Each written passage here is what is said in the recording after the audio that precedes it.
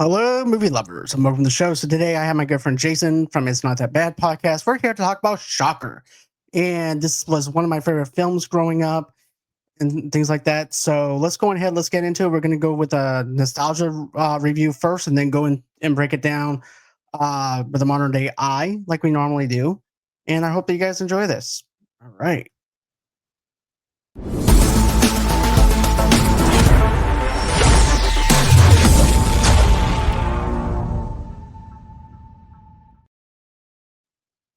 And hey, Jason, welcome back to the show. Hey, man, how's it going? I am so freaking stoked for this episode. See, I feel like you went easy on me the last couple of times I've been on this show because anyone who's listened to It's Not That Bad knows that I kind of live in bad movie world. And the past couple of times I've been here, we've talked about Heat, we've talked about The Departed, and those are ridiculously good movies. Right. I'm not used to watching ridiculously good movies. So I felt a little bit more at home here. Yeah, exactly. Right. You're in my world now. No. Okay. But you know what, though? I love just turning my brain off sometimes and just watch an hour and 40-minute movie without having to really dive in deep on something. And just to quote my friend's podcast, it is what it is. You get what you get whenever it comes down to Wes Craven. You get what you get with the writing, the direction, the style, and things like that. So you get to turn your brain off for about an hour and some more minutes and just enjoy what Wes has created. And, does this movie hold up non-nostalgically through a modern day eye? We're just going to have to find out after we get done doing our breakdown. But yeah, you're right. Normally I actually do good movies, but this time I decided to go in your warehouse and take a movie off your shelf and dust it off a little bit and Shocker. Let's go ahead and do that because I haven't seen that movie since I was a kid. And I just thought it'd be an experience. The funny thing is that, yeah, when you talk about a good movie, you're like, oh, this movie came out. It was awesome. It was pretty cool. And that's kind of where the conversation ends. The minute the film tends to hit that green tomato road over on Rotten Tomatoes, you sit there and go, huh, and you find yourself having a much more full discussion about films that didn't quite live up to expectations. We recently released our 200th episode over on It's Not That Bad, where we covered the entire 365 days trilogy on Netflix. Don't ever do that to yourself. But the funny thing is, it spawned one of the best conversations we've ever had on the show because there's so much to talk about.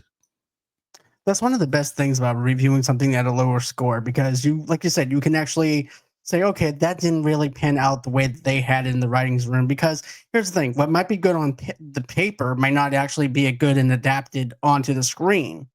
So, it could be good on paper, but once it gets plastered onto the screen, it doesn't flow out like it should. But it's good to have those conversations of like what worked, what didn't work, and have that subjective conversation of like, well, it worked for me. Well, cool. I'm glad it worked for you. But let me tell you why, X, Y, and Z didn't work for me.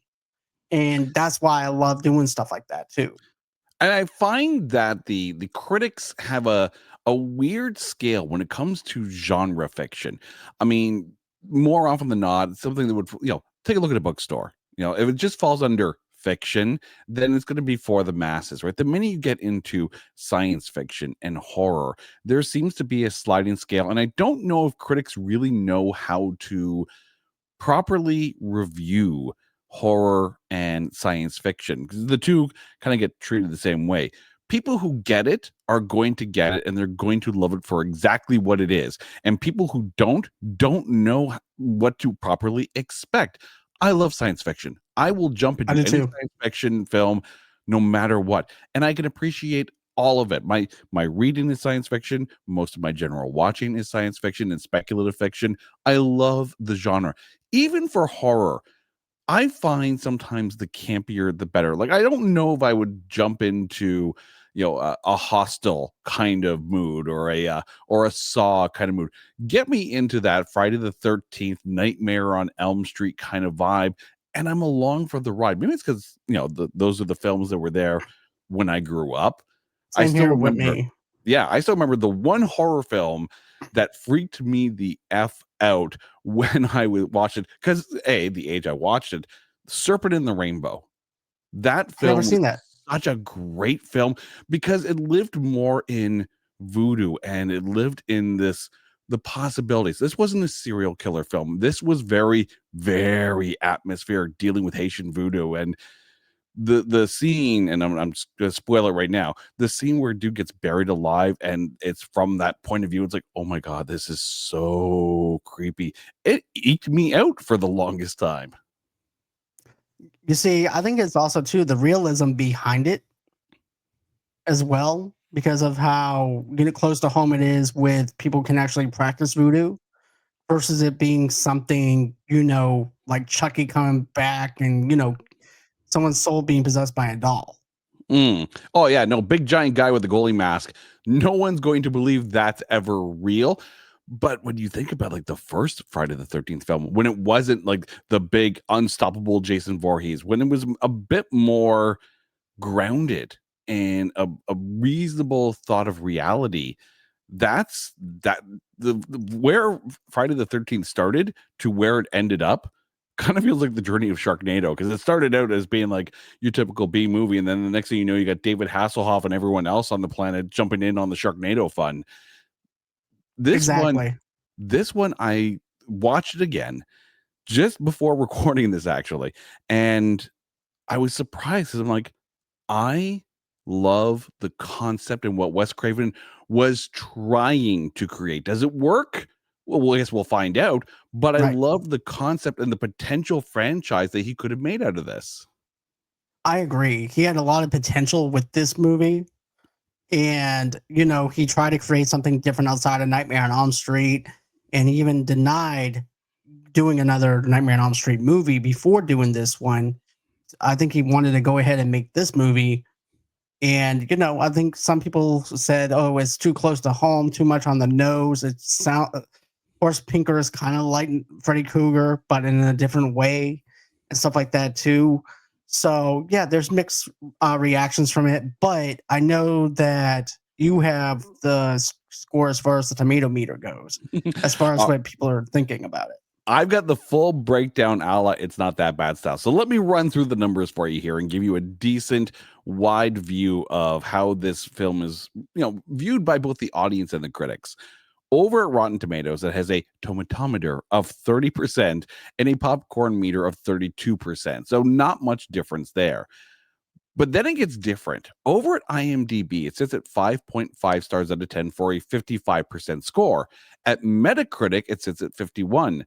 At Letterboxd, it's 2.8 stars out of 5 for a 56% score, which is the same as the movie database. And now I recognize the movie database, it kind of is the more generous of your critic sites, but still take all those numbers together and what we like to call the aggravated aggregate, you're looking at a 46.6% score. The 30 tomatometer really does kind of line up with my theory that critics don't know how to properly review horror films. The 56 kind of feels like that's the horror genre fans getting behind. The very fact that Wes Craven's name is attached to this almost feels like an instant automatic plus 40% right there. I agree. And also too, Robert, don't forget, we also have people from the 1980s they don't know how to turn their brains off to just enjoy a film without it being so critical. Because you're not expecting cinema. You're expecting cheesy dialogue, one-liners, over the top characters. You're not expecting a deep dive into anything. It But is what it also, is. think about 1989, right? Not only are you tapping into the horror genre, because of course, Wes Craven, that just screams like, come and watch me. If you're a horror fan, you see Wes Craven attached, you're going to go watch it. But this also dives into the heavy metal community, like a lot of films at that time did. You go back to A Nightmare on Elm Street Part 3, Dream Warriors. Dawkins' theme song for that movie is like one of the best horror theme songs from the 80s.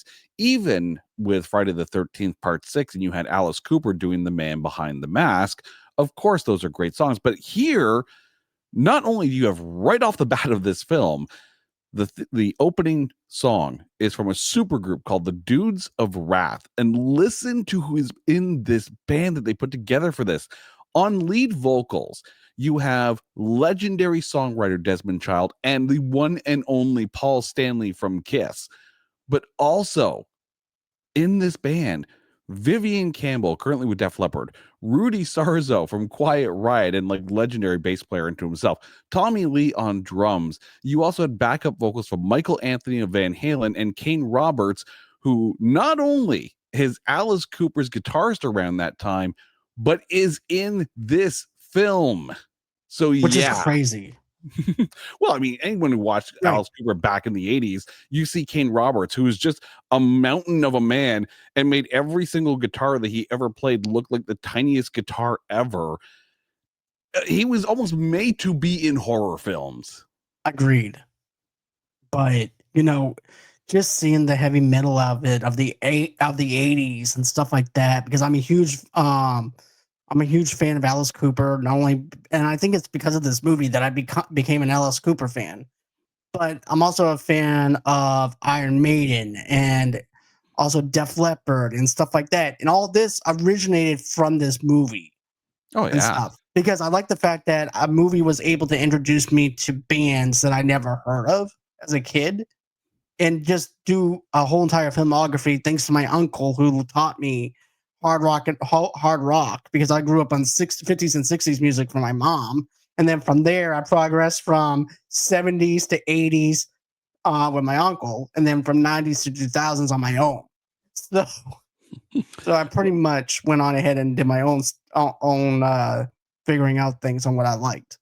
Well, as we were talking about before we actually recorded this podcast and, hit go on it, the whole reason why I was initially interested in this film, like back in the day, was because, of course, Megadeth did a cover of Alice Cooper's "No More Mr. Nice Guy." It's actually, to my opinion, the quintessential cover of that song. Megadeth did such a good job on that. But you also had Iggy Pop on the soundtrack and Dangerous Toys, and there's a song in this movie called Sword and Stone. And I remember hearing a bootleg recording from Paul Stanley doing it live, and it's just like this song, this is the song, and you go back and watch it and you remember it.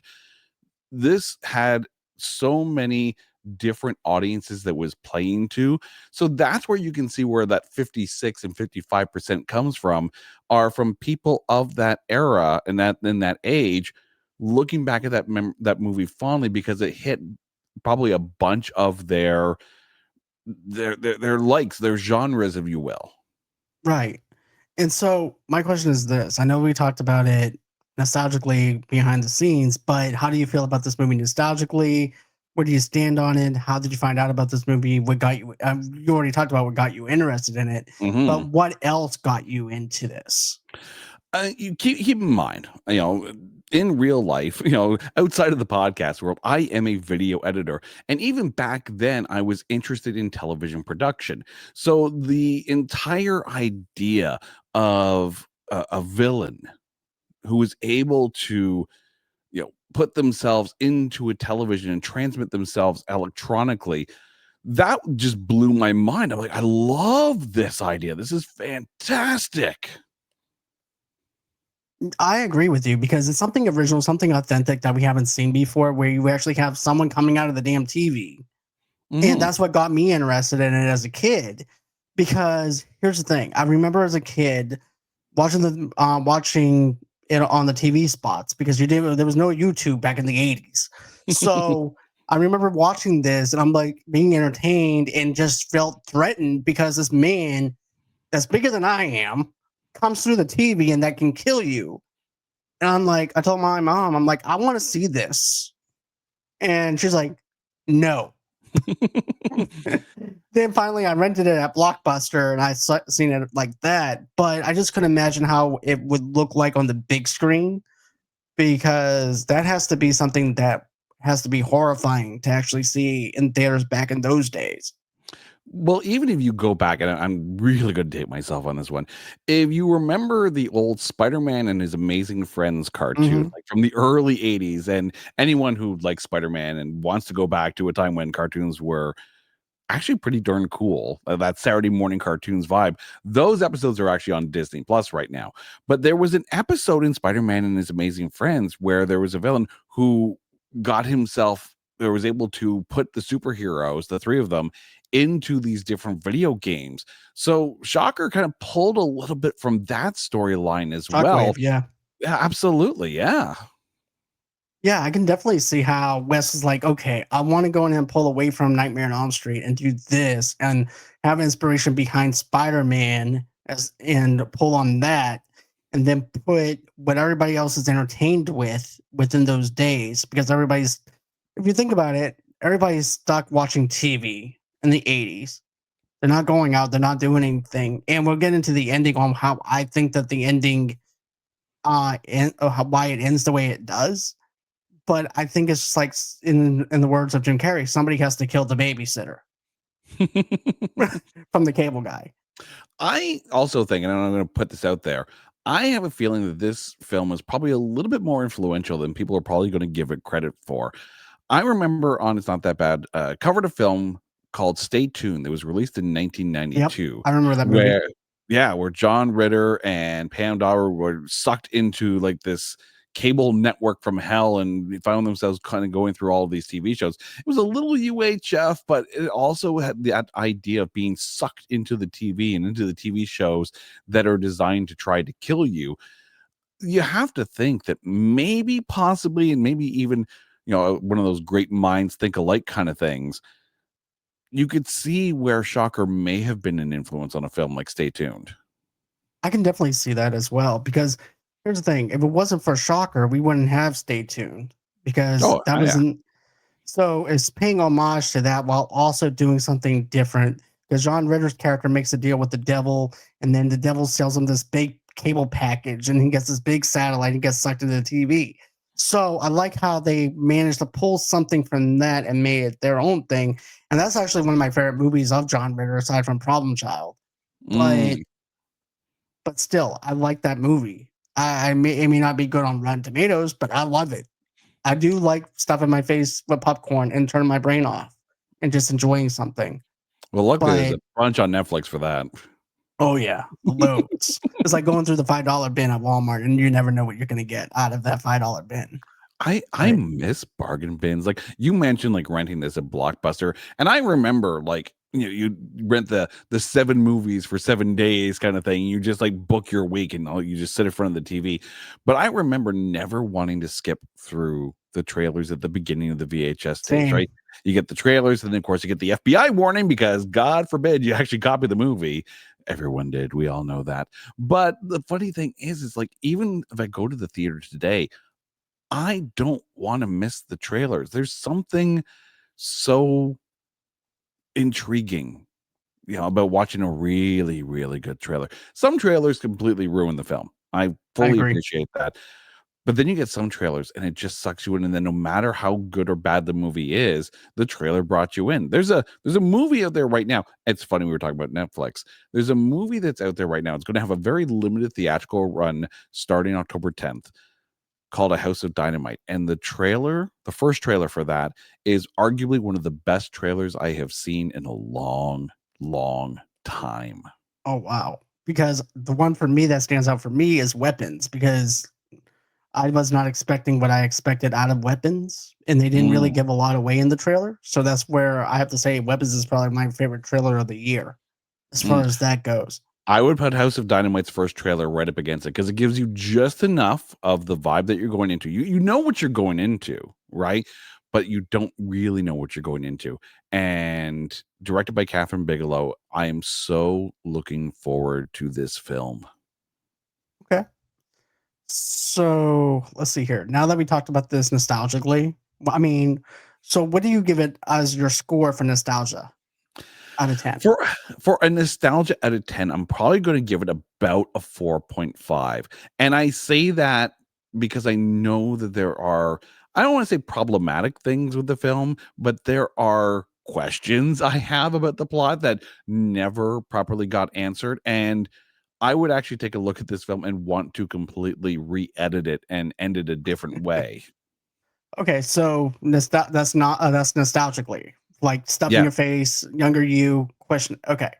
So for me, younger me, who's like maybe 8 or 9 years old watching this, I'm enjoying the hard rock. I'm enjoying Alice Cooper. I'm enjoying No More Mr. Nice Guy and singing on the top of my lungs. And I'm also intrigued with Horse Pinker. I'm intrigued with all that. I got to give this at least an 8 for me, nostalgically.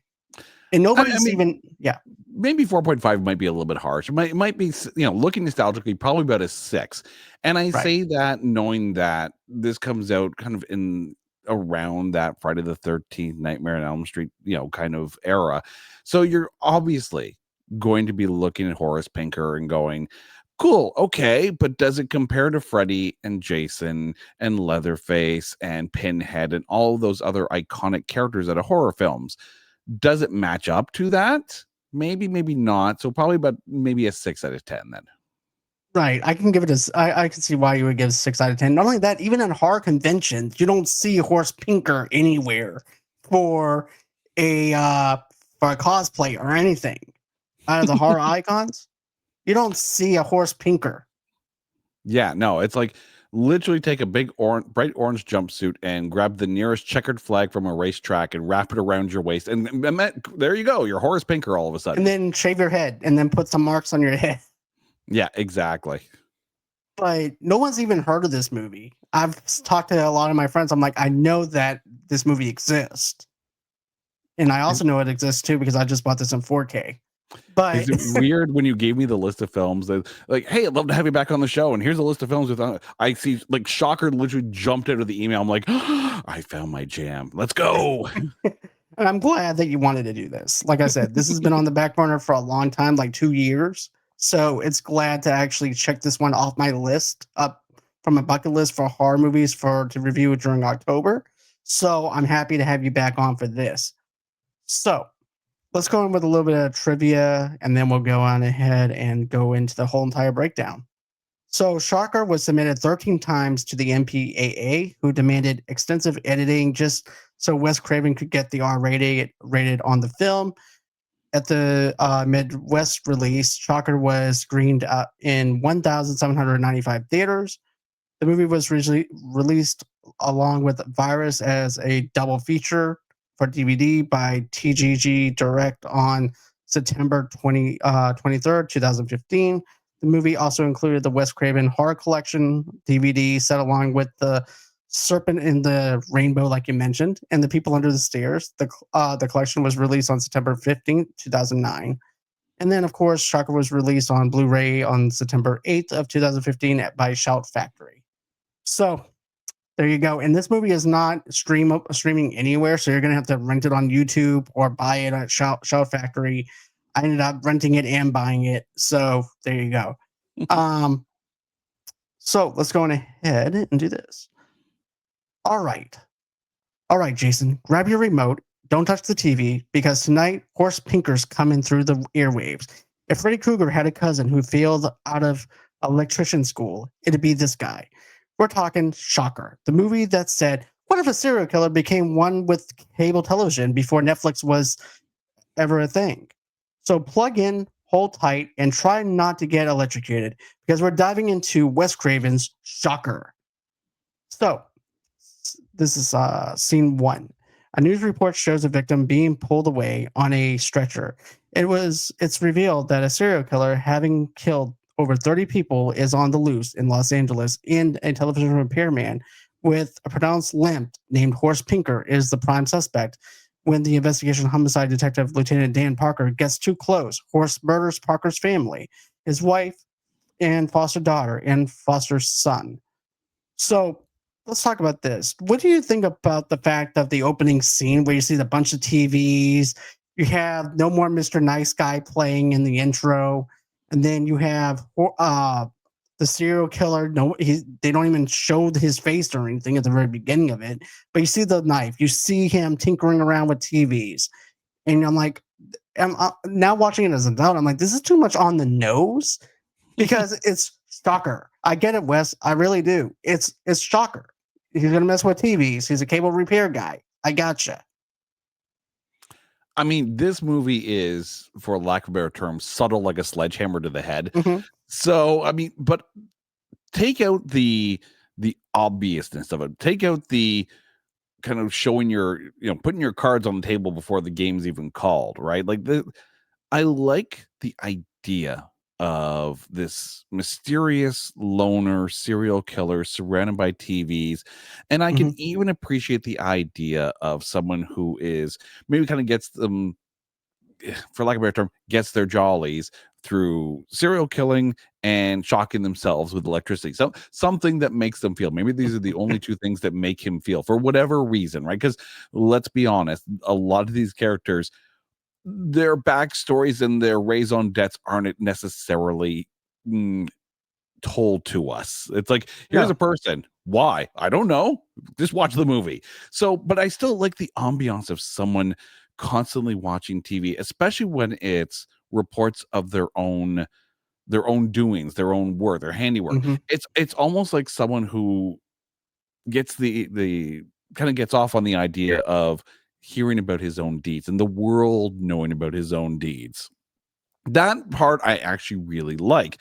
I even like the idea of the fact that obviously John Tesh, bastion of local news, apparently is, revealing that the lieutenant is getting closer to the suspect. So of course, like the serial killer goes and kills the lieutenant's family, try to force him away from the murder. I like this setup. I like that right off the bat, in almost like an opening scene, you have established the menace that is Horace Pinker. I love that. And also a little shout out to the victim in that scene, Heather Langenkamp, who is Nancy Thompson in A Nightmare on Elm Street. So little Wes Craven tip of the hat right there.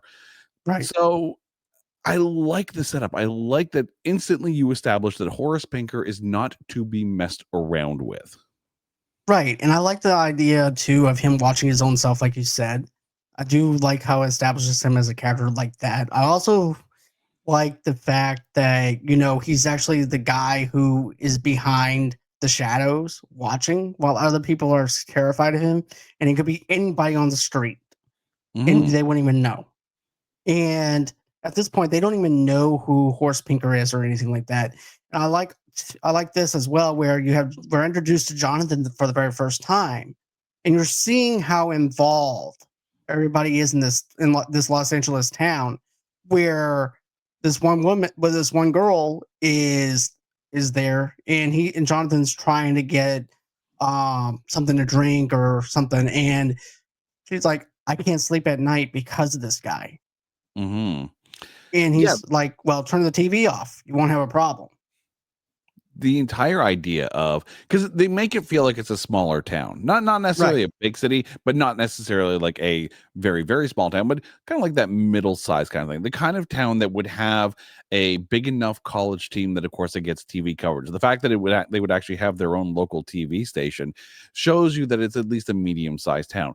But the fact that they're talking about how the entire city is completely on edge, you go back to stories about the Zodiac killer and the Son of Sam, and just the existential dread that people were feeling as, story after story after story of the horrible things that they did, just permeates the entire community. Go watch the movie Summer of Sam, and it kind of focuses on people and how they cope living in that era and trying to go about their own lives, knowing that the next time they go out, they could be the next Son of Sam victim. So I like that it kind of sets the mood for the community, even though, eventually it's like, oh, but no one else really feels that way. So it's almost like it's the only thing that's said on television. Right. But it goes into show like the media and how media hypes up stuff to scare people though too. While you have the other people like, well, screw that. I'm just gonna live my life, and if whatever happens to me, happens to me.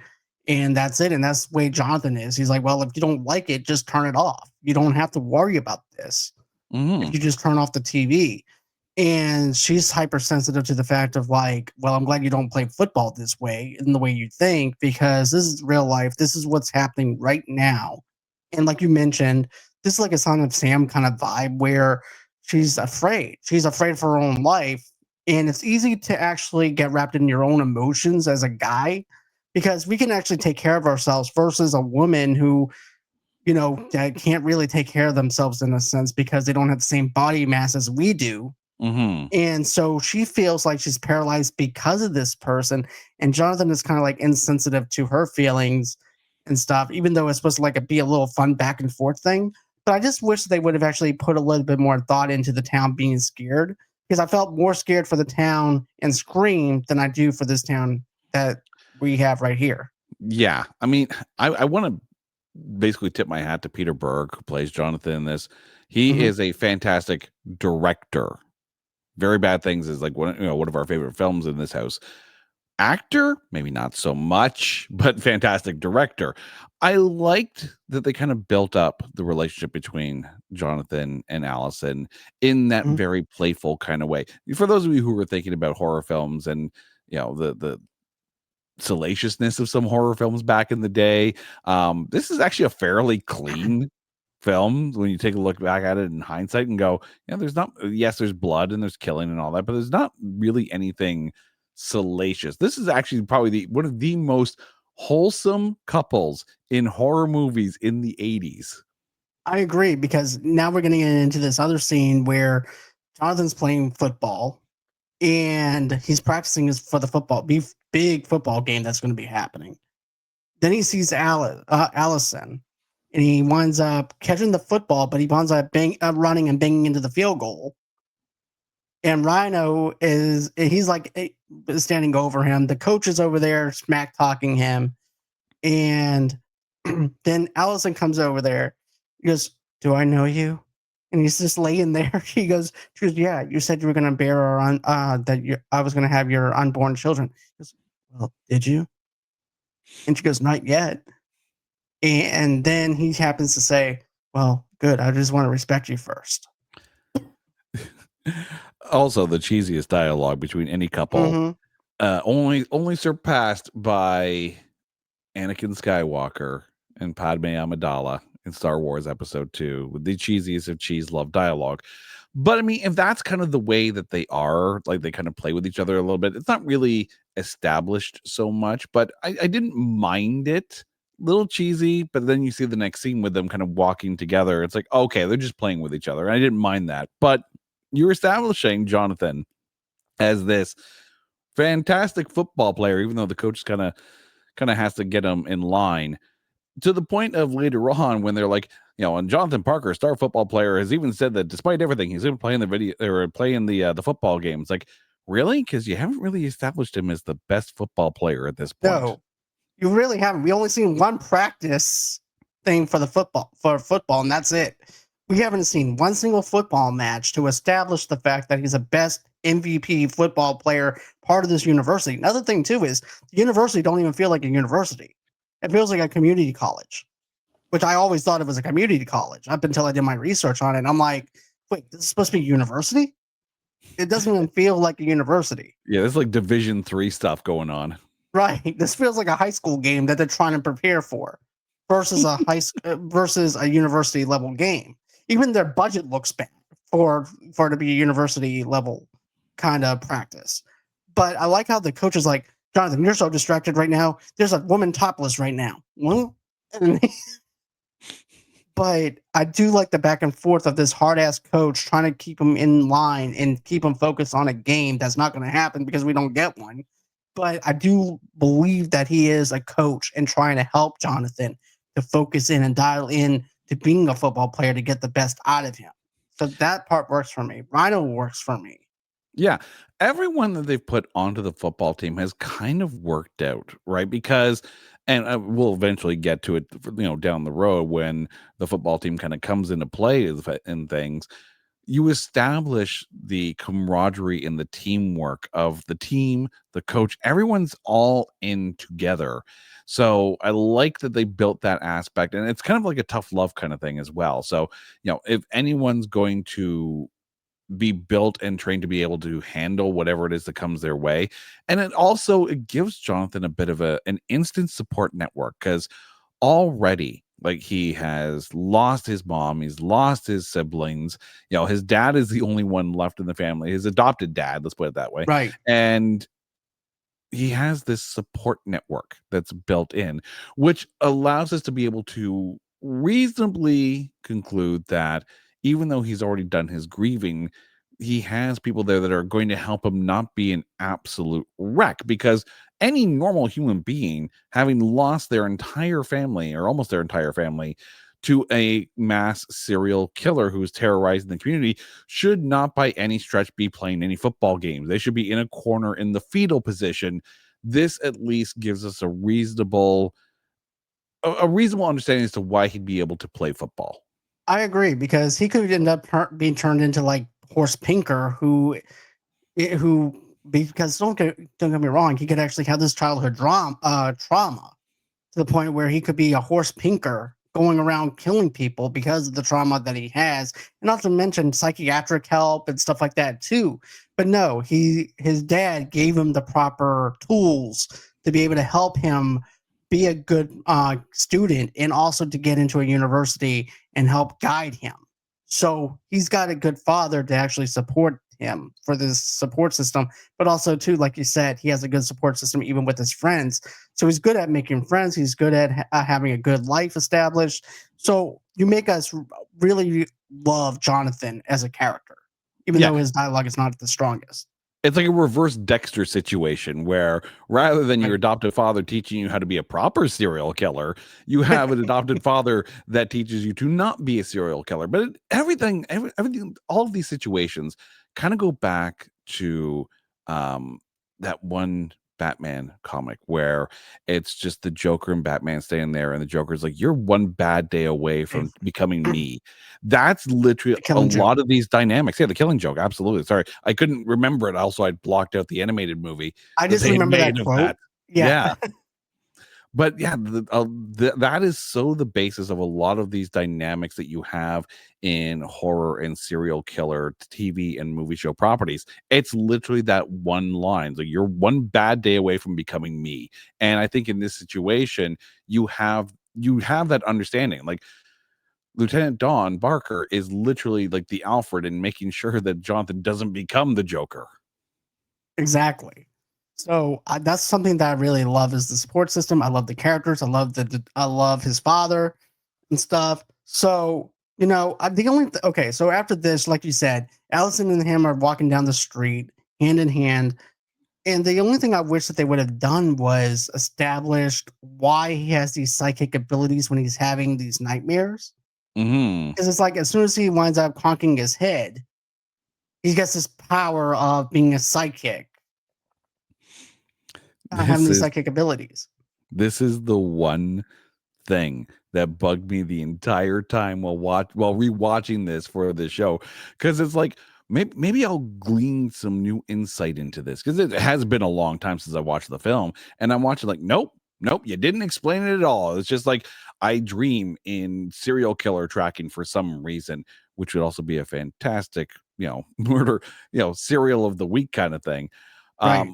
But you have no reason why he should have this kind of weird jump into the dream, be able to understand where he is kind of.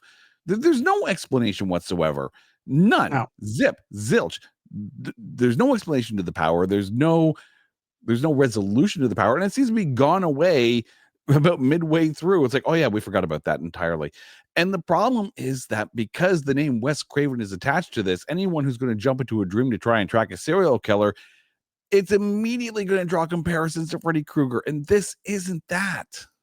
No, because instantly, whenever he has that nightmare and he wakes up, that's Freddy Krueger vibes. It's Wes Yeah, Craven, and you know what though? Wes didn't want to do part two. No, he wanted to get away from Nightmare on Elm Street to make something else. And what he did was he made Nightmare on Elm Street 2.3 with Shocker by using this as a theme. It's like he couldn't get away from Nightmare on Elm Street. He had to put something in there. But I would have thought it would be more fascinating if he had this vision that something is happening while him and Allison are walking versus it being him sleeping. yeah. Like there's you wonder what's going on. Like, yes, we understand that because of the artwork on the front of the cover of the VHS tape that we all rented from Blockbuster, we recognize that electricity is going to be in there somewhere. So even when they're walking down the street and then they kind of separate a little bit for Jonathan to walk forward, you can see the lights kind of flicker in behind Allison while she's waiting for him to come back. And then when he turns around, she's gone. You're like, wait, that's an electricity thing. What happened? Nothing. It's a dream. Forget you saw anything. I wish they had taken this ability away from Jonathan and it was just some kind of, his adopted father is a cop. So maybe by being raised by a cop, he has some kind of not magical, mystical ability, but at least an understanding and an inkling of how to read clues, something other than magical dream power. You see, for me, I think it would be better if it's like a paranormal, not paranormal activity, uh, Final Destination kind of thing with a premonition, where you can still have Allison, gone, and it's just him by himself in this neighborhood, and that's it. It's a premonition, but he's passed out on the ground, and Allison's trying to snap him out of it. So whenever he senses horse, Pinker, he passes out or something. That would be a whole lot more fascinating than him having to go to sleep to dream about horse. Yeah, it doesn't make sense. This power whatsoever. I could understand if maybe he was electrocuted somehow, like maybe like during practice, something like that, and that gives him the ability. Maybe, sure, okay, because he got shocked. I could live with that. It might have been a little cheesy, maybe a little too on the nose, but I could live with that. Just don't give a character an ability, don't explain it, and then abandon it halfway through. Exactly. And if this was in today's time, okay, I didn't know up until I watched this as an adult that he was even adopted, that Jonathan was even adopted or anything. But if this was today's time, it would be a 2-hour long movie because they would actually have to go through the origin story of Jonathan, him being traumatized, him being adopted by his father, and then you get into the shocker theme of the whole entire deal. That's how, and then you don't even see the serial killer. You wind up just focusing and dialing in on Jonathan and stuff like that. So that's how I would see it as modern day time if they did choose to remake this movie.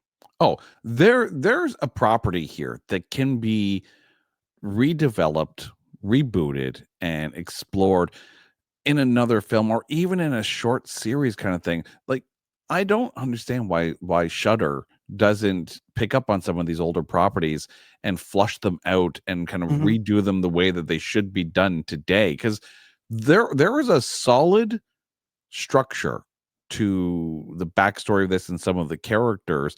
It just needs to be flushed out, and it needs to be. You can't have your protagonist be literally fantastic at everything and, oh, by the way, has some mystical ability. Like, there's nothing Jonathan can't do, and that doesn't help. Give him a vulnerability somewhere. Exactly. And there's no vulnerability at all. And then the only vulnerability that you get is when he goes up the stairs, he sees Horse for the first time, and it happens to be his mom, and she's about to be murdered by Horse. And then Allison winds up waking him up. And that's it. And then he's shocked by his mom, and he's like, "Oh, I got to go ahead and go and see about my mom." And that's like the only type of vulnerability that you actually see. Yeah, there's a phone call, and it's for him because clearly they live together, and that's fine, right? And one of the first things he says is the family okay? Like, there wasn't a lot of time for them to tell you exactly what's going on. If that's one of the first things you say, you're a little on the sus side immediately, dude. I wish, like, even if you want to give Jonathan these premonition type powers and you just make him a little bit clueless, like, there are so many red flags that Jonathan does. I'm surprised they didn't arrest him on the spot. I agree, because I was even noticing that. I'm like, dude, you're acting suspect right now. You're going over to a house, even though it's your own parents' house, and nobody knows that they got murdered besides you. And all of a sudden you just show up. Yeah. It's like, that's very suspect. They're going to think that you did it and not some other serial killer. Yeah. Like when even on the initial phone call, you're like, is everyone okay? Why wouldn't they be, Jonathan? Where are Right. you right now, Jonathan? Right. He couldn't just say, well, I'm busy banging Allison right now. I just got done doing that and I fell asleep and I had a dream about my mom dying. I was just trying to check on the family. But even that doesn't mean he can't do anything about that. He can't make up anything. If I was him, I was just like, look, it was just a dream. It just happened. Let me just let it be. Just a dream. And then he gets the call from his dad saying, hey, look, your mom died. And then that's when the realization goes, oh, snap. I didn't just dream this. This actually happened. This is me having a vision of this. Yeah. So I wish they would have actually done that. But Jonathan is very suspect everywhere he goes. Yeah. Jonathan puts 2 and 2 together conveniently quickly for everything. And this movie is very fast paced, because then after you get that happen, then Jonathan's like, Dad, I know who it is. I know what this guy looks like. You just got to trust me. And his dad's like, and then you see the cameras cutting to his dad and him talking.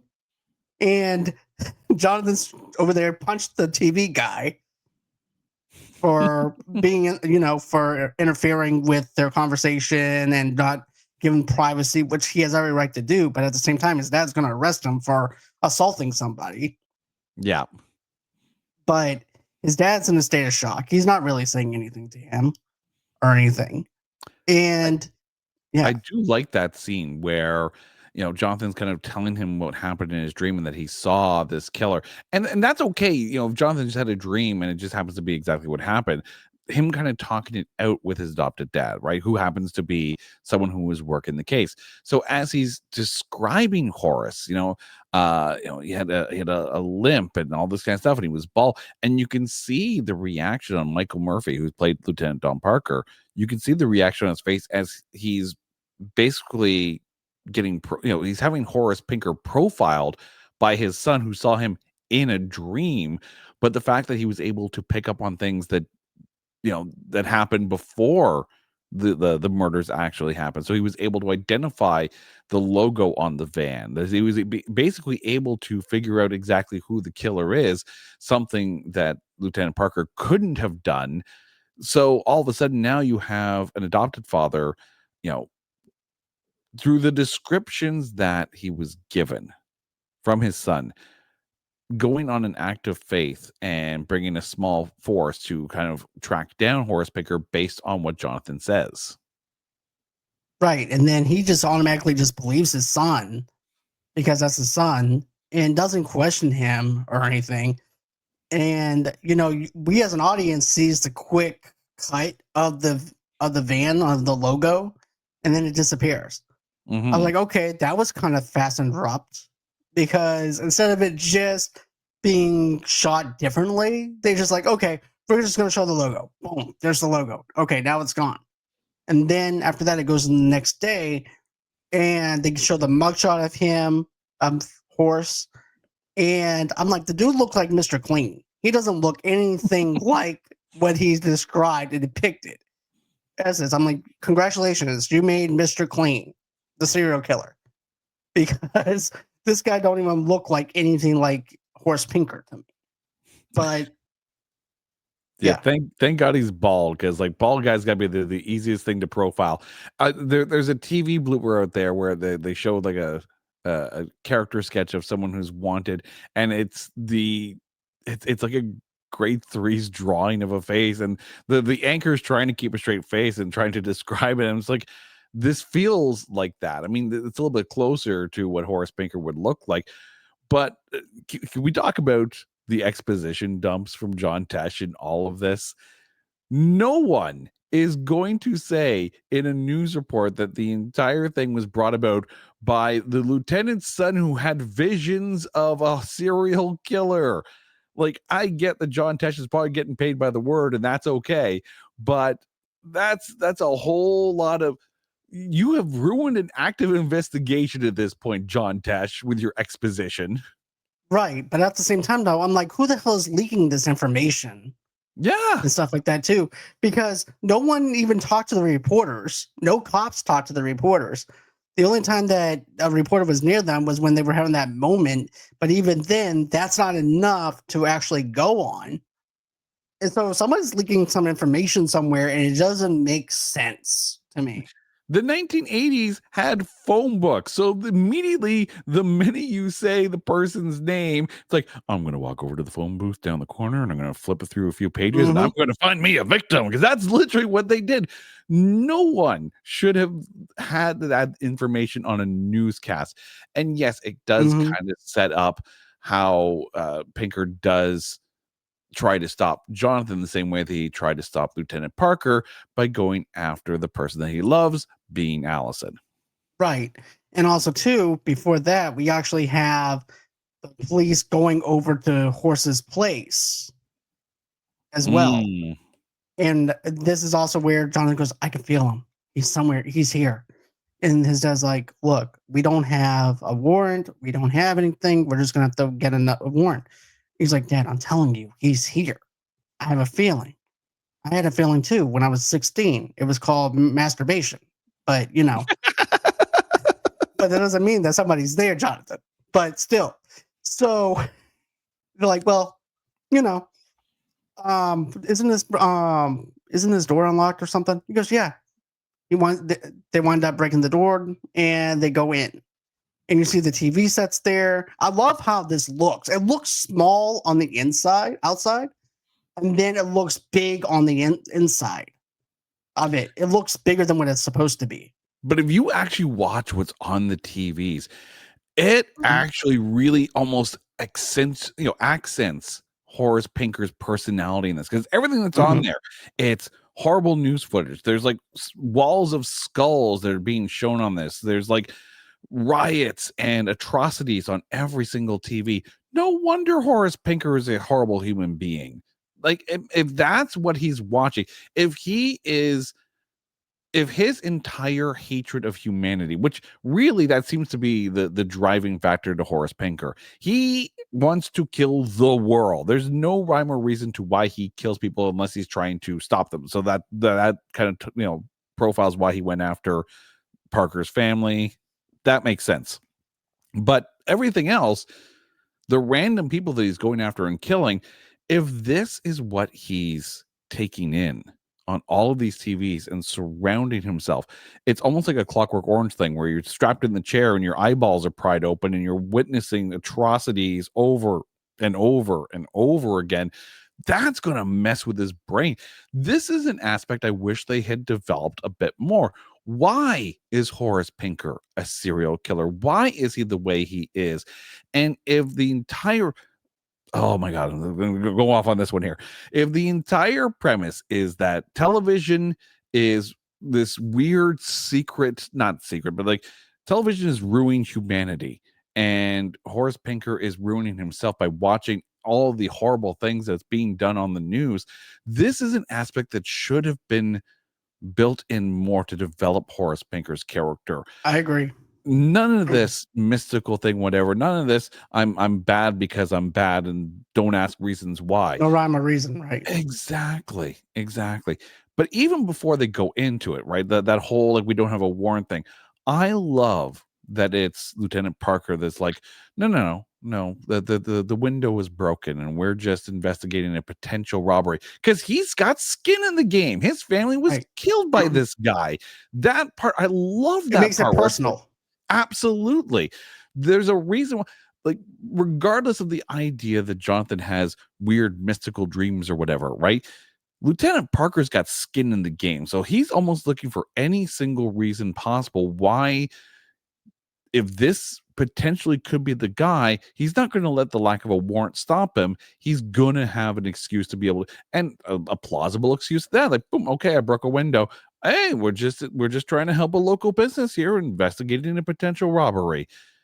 That at least gives them a reason to get Mhm. in there.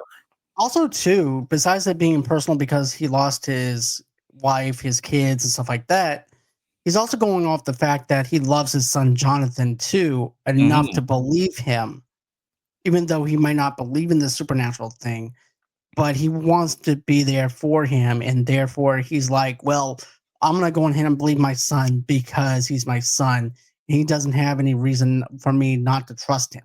Hmm. So that's what I'm getting from him, though, too. Yeah, it's personal, but not only personal to him, but it's also personal to his own son. But his love of the son, for the love of his son, is why he's also doing it too. So I love that aspect of it. Yeah, I love what Michael Murphy did with this character. Like for some of the dialogue in this and some of the backstories not really having a reason whatsoever. I always thought the Lieutenant Parker felt very realistic in this, and you could understand his motives and his reasons for doing everything that he does. I agree. I definitely agree. His motives are right there. Everything is fleshed out with his character to the point where you don't need an origin story. You already get the fact that this guy's seen a lot of crime in his day. He's actually a good cop. He's a good father, and he loves his wife because we've seen his reaction to his own wife dying. So yeah, I love the character development, the characterization of who that character is, and the layers that he gave that character. Because it could be one layered and one noted, but to be honest with you, his father is the most fleshed out person on this movie. Oh yeah, absolutely. Michael Murphy did a fantastic job. But going into the place and then you don't see him, but he's behind this secret shelf watching as a creeper would do in the shadows, watching his prey. And then he winds up getting the cop and pulling him in, and then he winds up putting on the cop's outfit and then going on overhead and killing the two cops. I'm like, look, I get it. You're a psychopath, a sociopath, and stuff, but you didn't really have to kill the other two cops outside. You're already outside. All you have to do is go the other direction off the Hmm. property, and you're good to go. But because of him and the way he thinks, he's like, well, guess what? These two are just as much as a prey than the other cop I killed. So I'm going to go ahead and go after them too. Yeah, but again, this is why I kind of wish that they kind of developed Horace Pinker a little bit more because if he is driven to kill humanity from because humanity can't clearly police itself, from everything that he's been watching on TV, then okay, then maybe he's ready to kill no matter what, and he's taking every opportunity that he can, and it's not like they never played Horace as dumb or stupid. He was just driven. Whatever drove him, they didn't necessarily explain, but he was very driven and very methodical. I wish, and again, this is kind of everything in hindsight. So he's got this secret room in his TV repair shop, with the VHS of horror collection apparently playing on every TV. I wish we had a scene where even though he's in his secret room, there's cameras in the Mm-hmm. TV shop. So if he was watching the cops on cameras, therefore reinforcing the entire TV is the actual bad guy kind of vibe that you could put into something like this, that would have added so much more because everything feels like it's in the screen at that point. I agree because just as he's watching them on the screen. He's also watching the news on the screen and everything else. Everything's Mhm. as seen on TV and stuff, and makes it more reality in a sense. Yeah, You know, it's almost like he gets to be in the TV himself. I'm sure he would probably be one of those guys who, if he had recorded everything, then he'd go back and watch it and watch everything that he's done. There's so much potential for a character like Horace Pinker but it was only scratched on the surface and muddied with making the protagonist that much better. exactly. And then after that happens, then we have the Jonathan and his father comes out. They see the cops dead, and then we get into that whole entire scene where where the news reporters are talking about the visions that we talked about. And then, my first initial thought was, well, why didn't his father put any kind of cops around the house where he lives at? Because it said on the news that his talked about how much Jonathan was involved with the case and the visions that he's having, and he also identified the killer. Hello, you need to put tabs on your son to protect him. Mhm. And that's the one thing I can say that I didn't like about the lieutenant. He didn't even go ahead and put tabs on his son to protect him and Allison. And then you also have Horse, who's also reading in this newspaper and also looking at the picture of Jonathan, too. Yeah. You know It's what's like funny? Terminator. You know what's funny? There's a way to make this a really, really good, almost psychological horror film.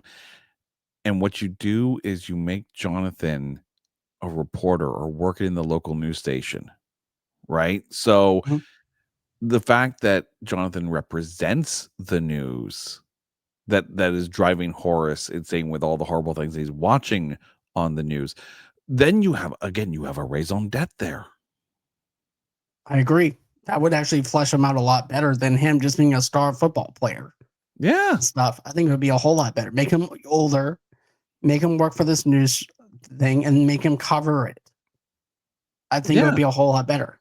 Yeah, But and he can still have the adopted father who's with the police, and then you have this connection where it's like he's trying to get information of his father on the investigation so he can do his report on it. Meanwhile, the father is trying to figure out what Jonathan knows from all of his investigative reporting. Oh my God, this would have been such a better film. I agree. So now we're getting into the whole thing where, however, his other okay, so now we're getting into Allison's death. So, however, his father, other foster son Jonathan, develops a strange. Okay, prior to his execution, I'm going through my notes real quick. That's Okay, here we okay. go. In which several police officers are brutally murdered by Pinker one by one. Pinker escapes and targets Jonathan's girlfriend Allison in retribution. Another dream leads Parker and the police to Pinker in the midst of a kidnapping. This time, just as he's about to kill Jonathan, he is arrested, is quickly convicted, and sentenced to die in the electric chair. So Jonathan's about to leave to go to practice. He's late for practice because of everything that he's dealing with. And he said he was still going to play in the game.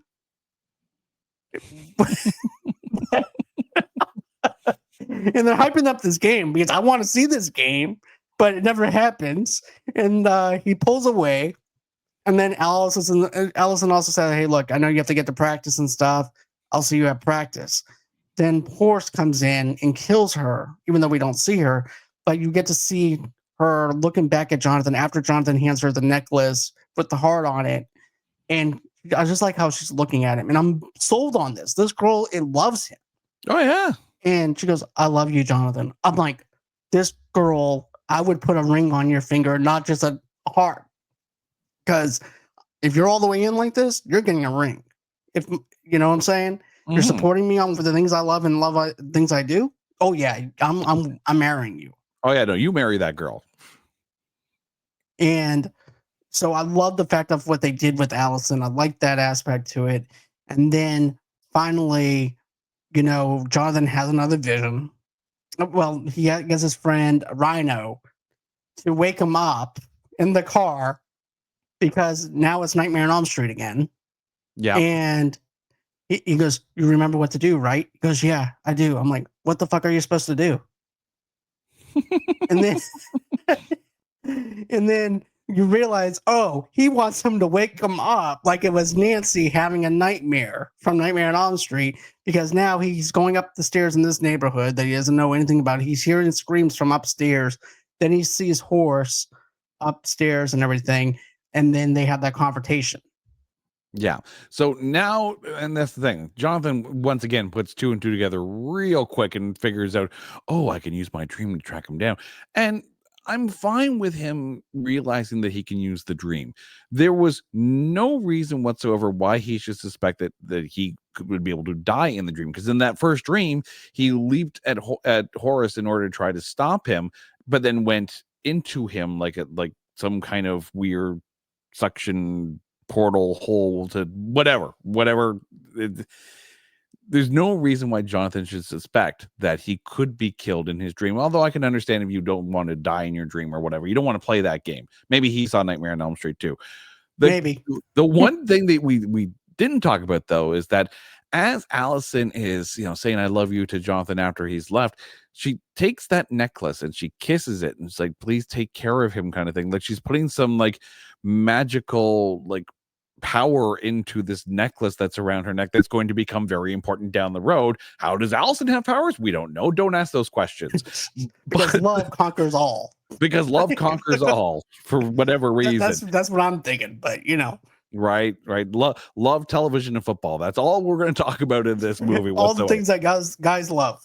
Right. But okay, so Jonathan figures out that he can figure out where this killer is going to be by going into the dream. Okay, cool. We've established that. We've got that.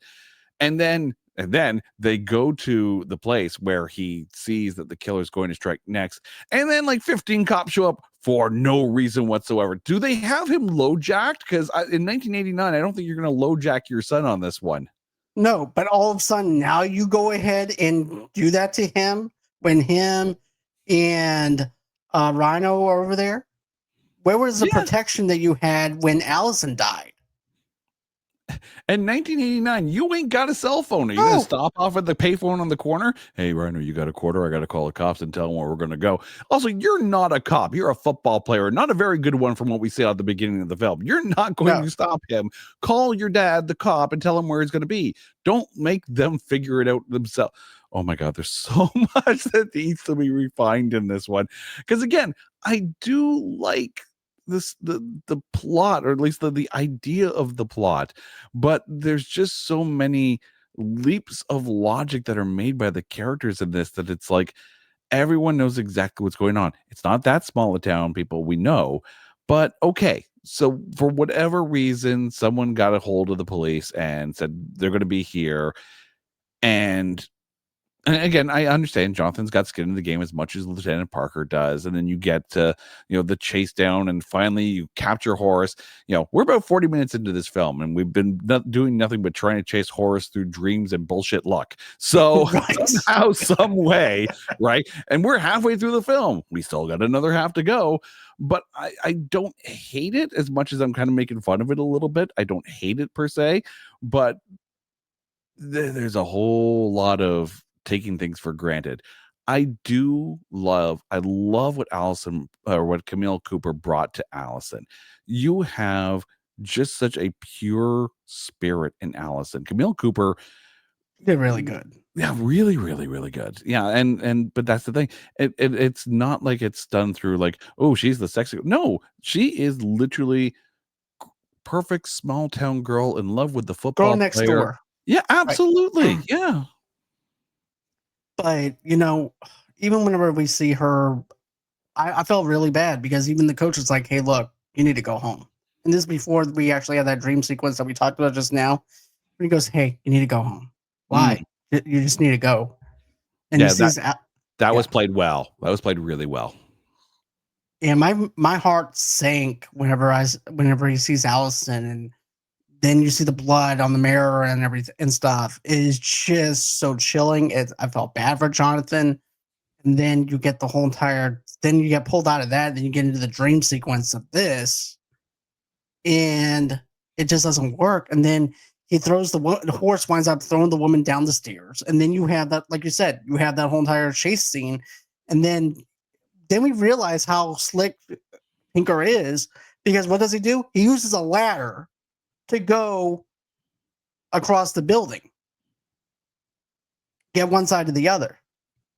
And I'm like, wait, you have a bum leg, but you magically are able to move perfectly fine on a ladder. Yeah, that bum leg is very touch and go at that point. And also, you went up the stairs to get to this place, or did you go into the building next door, go all the way up to the roof with a ladder, drape the ladder across, crawl over to the next roof, and then go down the stairs on that bum leg? Because for some reason, someone might. That's the other thing too. It's not like Horace knows that Jonathan is tracking him through dreams. He doesn't, because when Jonathan shows up, yeah. Well, that's another thing though too. Whenever he says, "You know what to do," when he says that to Rhino, wake him up. We didn't establish the fact that he could get killed in his visions or his dreams. So why does he think that he has to wake up or anything before something happens? Yeah. I mean, I like the fact that you have this knockdown drag out fight between Horace and Jonathan on the second roof, because I'll buy Jonathan can make that jump. Jonathan makes sense. Horace climbing across that ladder in decent time with that bum leg. But that sounds like a lot of setup, though, for a horse to be able to set up that ladder. And then I'm going to set up my escape route in the most asinine, complicated way on the off chance that there's some rando guy tracking me through dreams. But there's got to be an easier way. There's got to be an easier way out of this, right? At that point, put some kind of guy wire from the roof down to the street. I'm sure that's a way faster way to get out of there, especially if you got a bum leg. But the fact that they established that Horace is a much better fighter than Jonathan, like he's just raw energy. And yeah, sure, Jonathan's got strength and Jonathan's got speed. Horace is a ruthless fighter and killer. So the fact that it's not like Jonathan actually stopped him, the only thing that stopped Horace was a bunch of cops showing up on the second roof. You did not want Jonathan to be victorious. This is the one point where I sit there and say, no, they wrote that scene right. Horace would have killed him. Right. And I think that they should have done it like that. Because get this, you see Horace winds up body slamming him. You see him push him against this glass top window on top of the roof. Then you see, I like how Jonathan winds up doing this UFC type move on him, where he winds up taking both of his feet and just going full out on it as if it was like a UFC match. And he winds up knocking him against the wall, dazing him, which also caused the cops to be able to arrest him easy. And also, why is every fight move in one of these films like, all right, and now you're going to hit him with the suplex? It's not WWF. No, this is not an action scene per se. This is just a regular Joe who's a football player. And now all of a sudden he gained UFC abilities because of his accident on the field goal. I'm surprised Horace didn't jump up on something, then like land on, land an elbow on him off the top turnbuckle, like Gold Dust, right? Oh, it's a ladder match now. That's what this is. Yeah, instead of getting the belt, it's about who's gonna get off the roof first before he gets arrested. But that scene just doesn't work for me. I wish that it would have been more threatening, where Horace is about to slit his throat. The cops come up and bust down the door that's locked that the Horace is trying to pick, and then arrest him. Yeah. And also, Horace, why are you trying to kick the door in when it goes the other way? The door doesn't work that way. He doesn't know any better. He knows enough to put a ladder across two buildings. Right. He didn't think that one through. Out of everything else before he went to Home Depot for a ladder. But I hope it's not a rental. Right, it's probably a rental. When do you need this? Oh, just for my serial killing. Okay, that happens all the time. I had to switch vans all the time for his saran wrap. I had to switch vans because someone has dream powers and I can't drive my regular van around. Where's that Home Depot van? But yeah, then you have finally they make the arrest, and then Jonathan and his father are over there talking, and he's like, "I want to see that bastard rot. I want to see him fried." And at first, his father's like, "No, we arrested him. That's the end of the story." And he goes, "Allison was murdered because of this guy." Because you know what? I think you deserve that. Okay. Yeah. And so I think I've earned that. And the dad's sitting there going, "Yeah, I think I've earned it too. We're gonna make sure we get box seats." Like, yes, again, Michael Murphy as Lieutenant Parker is one of the strongest parts of this cast, because every moment, because there's that initial instinctive reaction to protect Jonathan from watching someone die, from going down that road, because clearly Lieutenant Parker knows something that that Jonathan doesn't. But then the fact that he's like, "No, you know what? No, we're gonna watch this sucker fry. We're gonna be front row center, because you know what? Our family is gone because of him." So yeah, I love the reality of Lieutenant Parker. Me too, because this is exactly how a father would react if he was part of the force. So I definitely like that. And then finally we have Alice Cooper singing "No More Mr. Nice Guy." We see that happening. You see the doctor coming in. You see the executioner. It feels like a music video for Quiet Riot. That's what it feels like to me. Or you know what I'm saying? But it works. And that cheesy flavor of it, we're getting prepared for this execution. It's an event. Because it feels like we as an audience is invited to this event just as um, Jonathan and his father are also there for this event to go down, and we're witnessing this serial killer that's finally been captured and being brought to justice. And we get to have that hurrah moment, front row and center, in these box seats to be able to watch him die. Okay.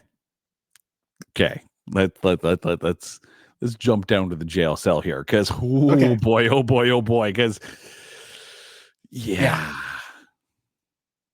Because when they go and get him, and it's time to bring him to the chair, and like he fakes falling down or whatever. I'm sorry, if I'm a cop, and then you have someone who is on death row, is about to go to the chair, and they fake their death, I'm not going to give CPR. I'm like, oh, well, I guess we can save on the electricity bill. There's no reason why that cop should be giving him CPR except for some, one last moment of cruelty from Horace Pinker. Exactly. Come on. Even whenever he's over there, also too, whenever he's laying down there and they're trying to pick him back up and see what's going on, and then he winds up biting their lip. He goes, "Oh, finger licking good." I'm like, okay, Freddy Krueger. Yeah. And then even whenever they're making the deal with the TV with these demons that he's summoning, and then you have the priest coming in, GD. I'm like, really? A priest would not be doing this in the first place. But also, he's doing some weird satanic ritual to a television, which has not been established at all. And again, we're halfway into the movie. We should at least seen something like this. And had he been doing this, that opening scene, where we're panning by all these TVs, all these news reports, there should have been the last shot of that opening scene is showing the back of Horace Pinker surrounded by TVs and all these candles and doing his ritual or whatever. Then you establish that. Here it's like, what the hell is going on here? Like, I love watching TV too, but not that much. Right. It's like, you know what? I'm going to crunch here. I think I'm going to get Satan to bail me out of this situation here. Hey, Satan, yeah, look, I'm going to go on ahead. I'm about to be electrocuted. I only have about 5 minutes until they come and get me. And the first request I requested was a TV because I want to worship you through TV first. And then I want you to possess my body. And then after that, we'll work on whatever issues that we have after that. But that's my situation that I'm in. Okay, not a problem, dude. I got you. But it's just, that's what it feels like to me. It feels like I'm in this situation. I'm about to be executed. Get me out of this situation that I'm in. And it feels rushed. 1989. Is that how he's watching Maury Povich? Because it feels like that's how he's watching Maury Povich. And the envelope says, "You are not the victim." Okay. Exactly.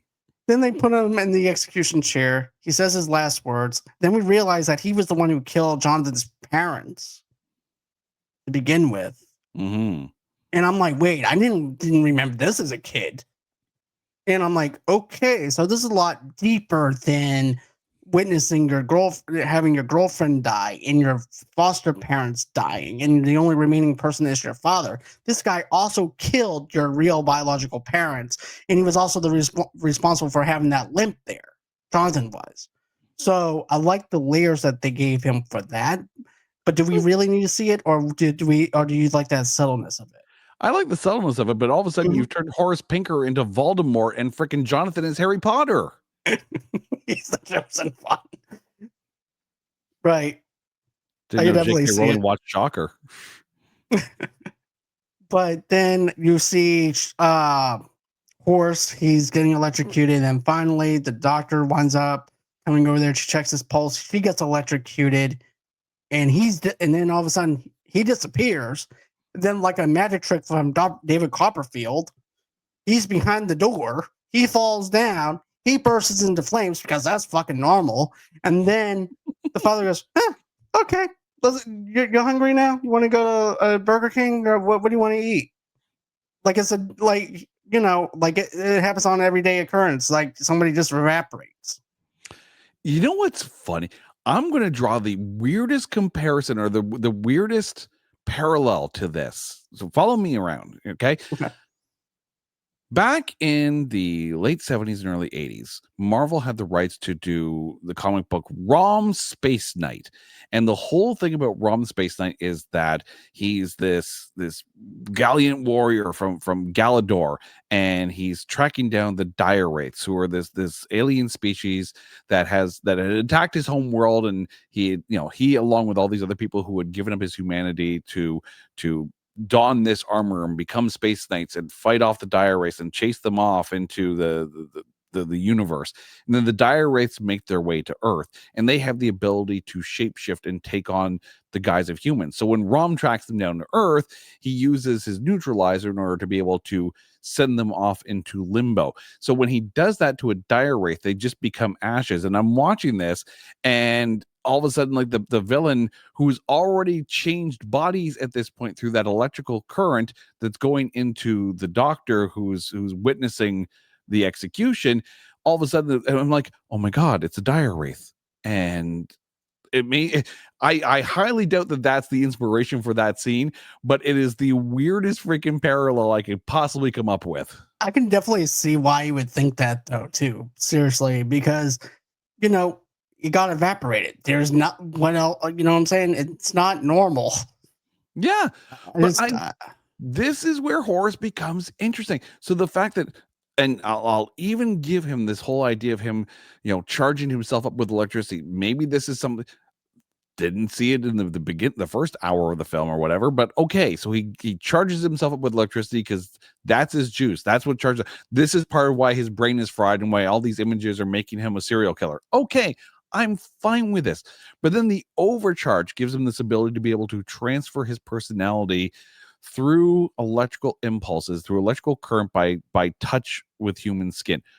Okay, I love this aspect of it. It's a little bit of the thing, where the alien kind of transfers to different people. I like this aspect though, because then the killer could be anybody. This is where Shocker really starts to find its groove. I agree, because it starts off really slow paced in a sense up until this point, and then we finally get the movie that we've been wanting. Yeah. And he winds up possessing a couple of the prison guards there. Then first he does the doctor, the female doctor, and she winds up licking the prison guard's face. Trying to make out with him, and then after that, she possesses the other guy, and she winds up, I think, biting his face or something. And then after that, you see a big explosion happen, and then John is like, "Wait, something's wrong." And I'm like, of course, something's wrong. The car just blew up. Yeah, That's what's wrong. The mushroom cloud of fire is got to be an indication that there's something wrong. Yes, and you knew something was going to happen with that doctor, because no one gets a low angle reveal with no character name whatsoever walking into that room without there being something more for them beyond that. So you knew the doctor was going to be involved somehow, but Right. I like this aspect. Again, I like this idea too of also Horace trying to find the proper host to be able to take over. Like it's established a little bit later, but I like that aspect of it. And by using the doctor as a way to get out of the prison, it's a smart move for Horace. I agree. This was probably the smart moment for him to be able to get out of there. It's like, hey, look, I have the credentials to get out of here. Let me go on ahead and kill her, shock her, and have my soul possess her body to find the perfect specimen for what I have planned. And then, okay, I'm guessing that plan went south after the cloud. So she's like, okay, well, I got to go on ahead and possess the cop that survived, which is even smarter because now you're a cop. Yeah. So, yeah. It's almost like the T-1000 in Terminator 2, Mhm. right? Picking the right person to impersonate in order to be able to track down John Connor. Exactly. And that's what I got out of it. I got T-1000 vibes from it. And also, too, nobody will believe that this thing is actually happening Yeah. either. So it was actually a perfect thing for Horse, because no one's going to believe Jonathan. They're going to put him in a psych ward because of this. And all of the dream stuff at this point is forgotten now. We are completely out of, Timu Nightmare on Elm Street vibes. Now we're into something different. Now we're into its own property. This is where I wish the film was more like this. I wish we had have gotten rid of about at least half of the tracking down Horace, right? Let's track him down, let's fry him more, and then let's lean more into this ability of him be able to transfer his consciousness through people as a signal, as electricity, because he I juices agree. himself with electricity again. And because TV signals are transmitted through their own version of electricity. Yes, this all makes sense now. I agree. It picks up right here. It needs to be. This movie now knows its identity versus before, where it didn't know what it wanted to be. Yeah. And now you actually have a cohesive story going on within it.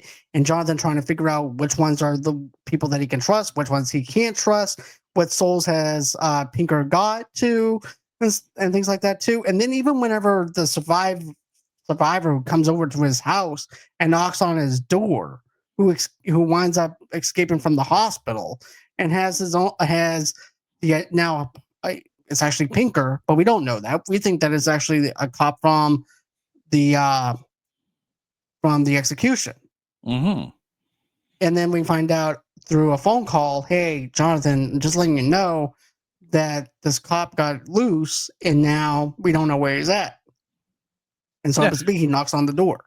And the fact that Lieutenant Parker is Jonathan's adopted dad, it makes sense that the lieutenant would just say the policeman's name, and Jonathan would have a decent idea of who it is. So that part makes sense, and I like the that looking through the peephole moment, and then he realizes, and then it's that bullet through the peephole. That's just a great moment. It's right T-1000. It's T-1000.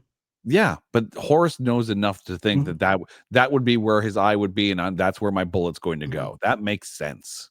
Right, and of course he would know that Jonathan got a phone call around that time as well because of how long Jonathan's taken to answer the door. Yeah. As well. Especially when Jonathan goes, "You okay there, man? You okay?"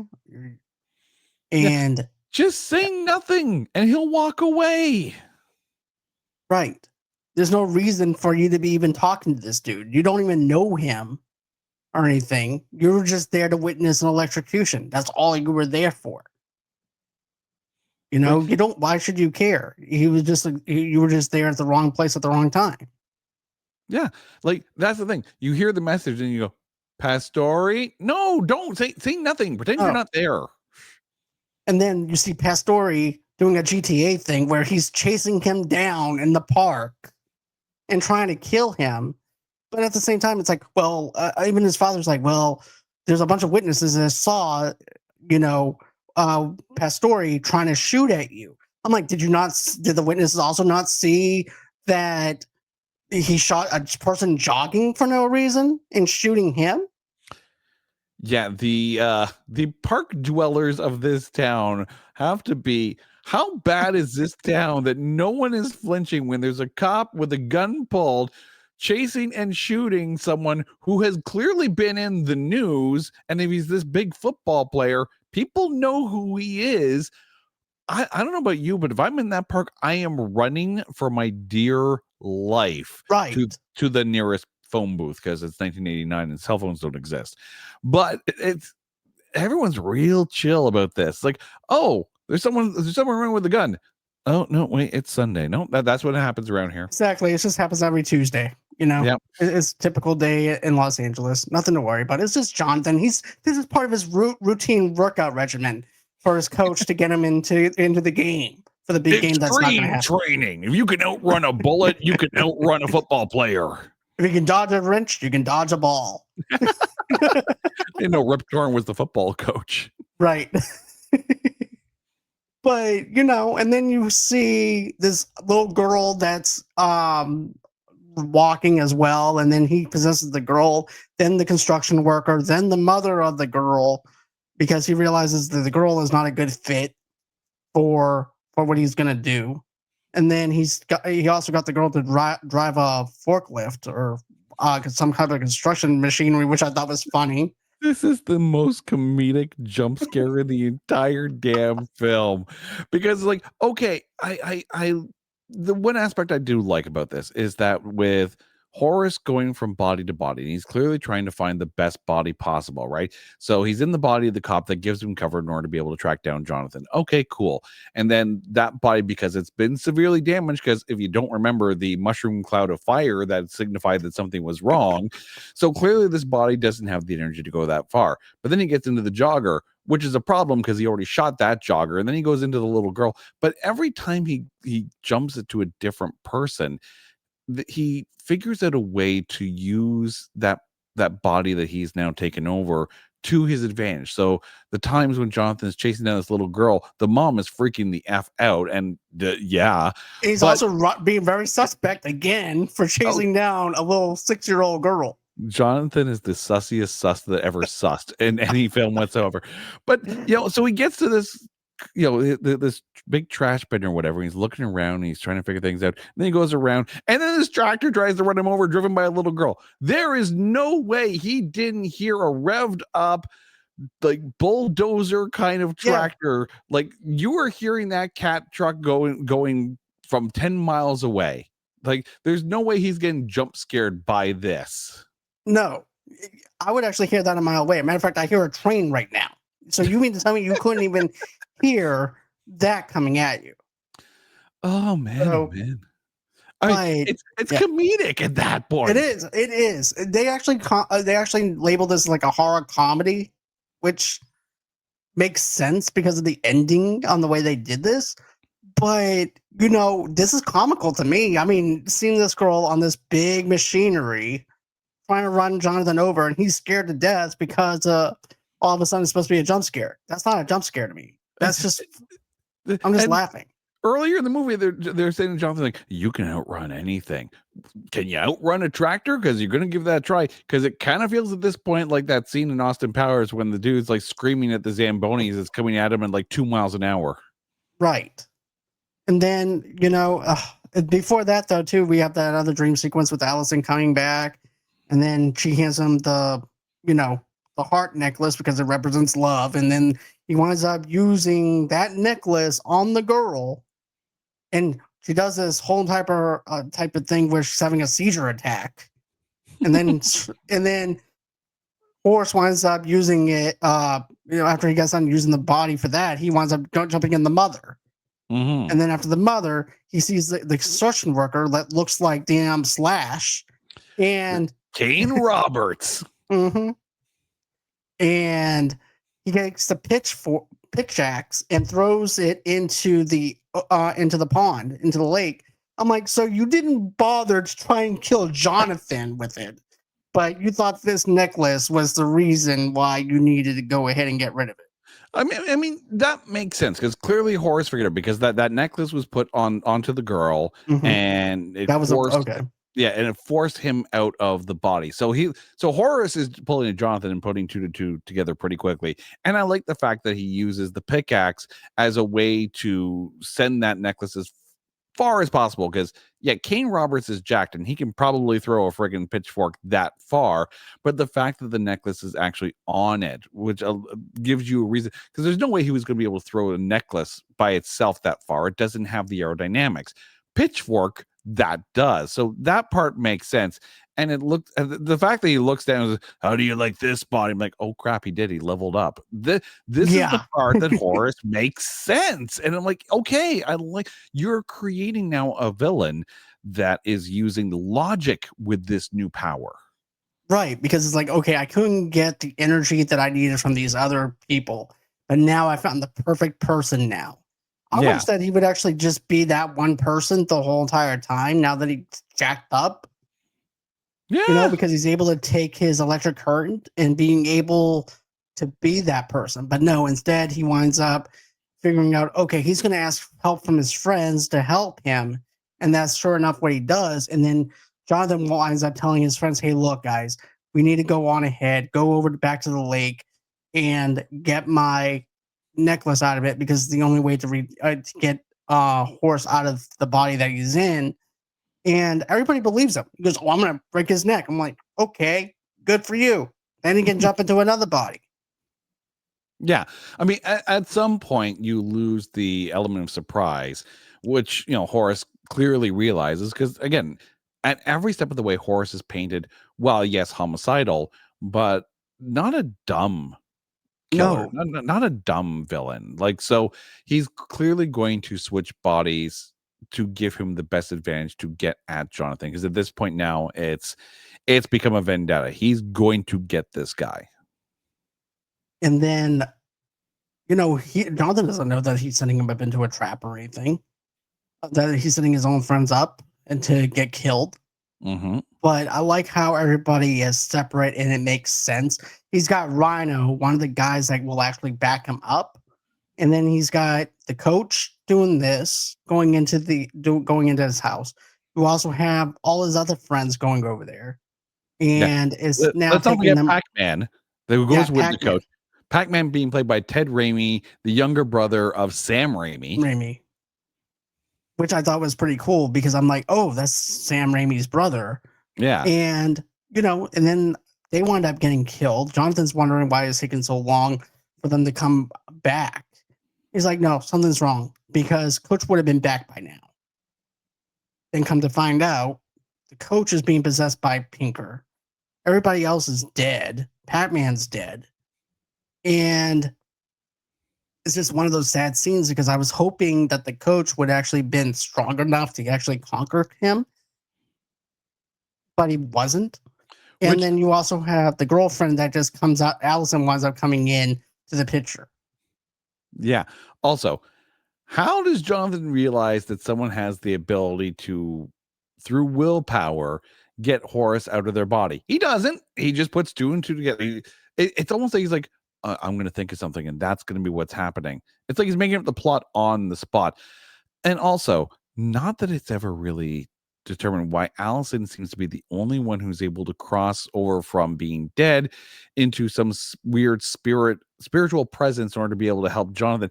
She's the only one. Now, yes, before being sentenced to death, Horace is taunting Jonathan by saying, like, she died good, she died strong, like, okay, cool. And we didn't need to see it on camera. I like the fact that he uses that as a torment. But is there something in Allison's faith that has allowed her to be able to cross over and help him? We don't know. Don't ask questions.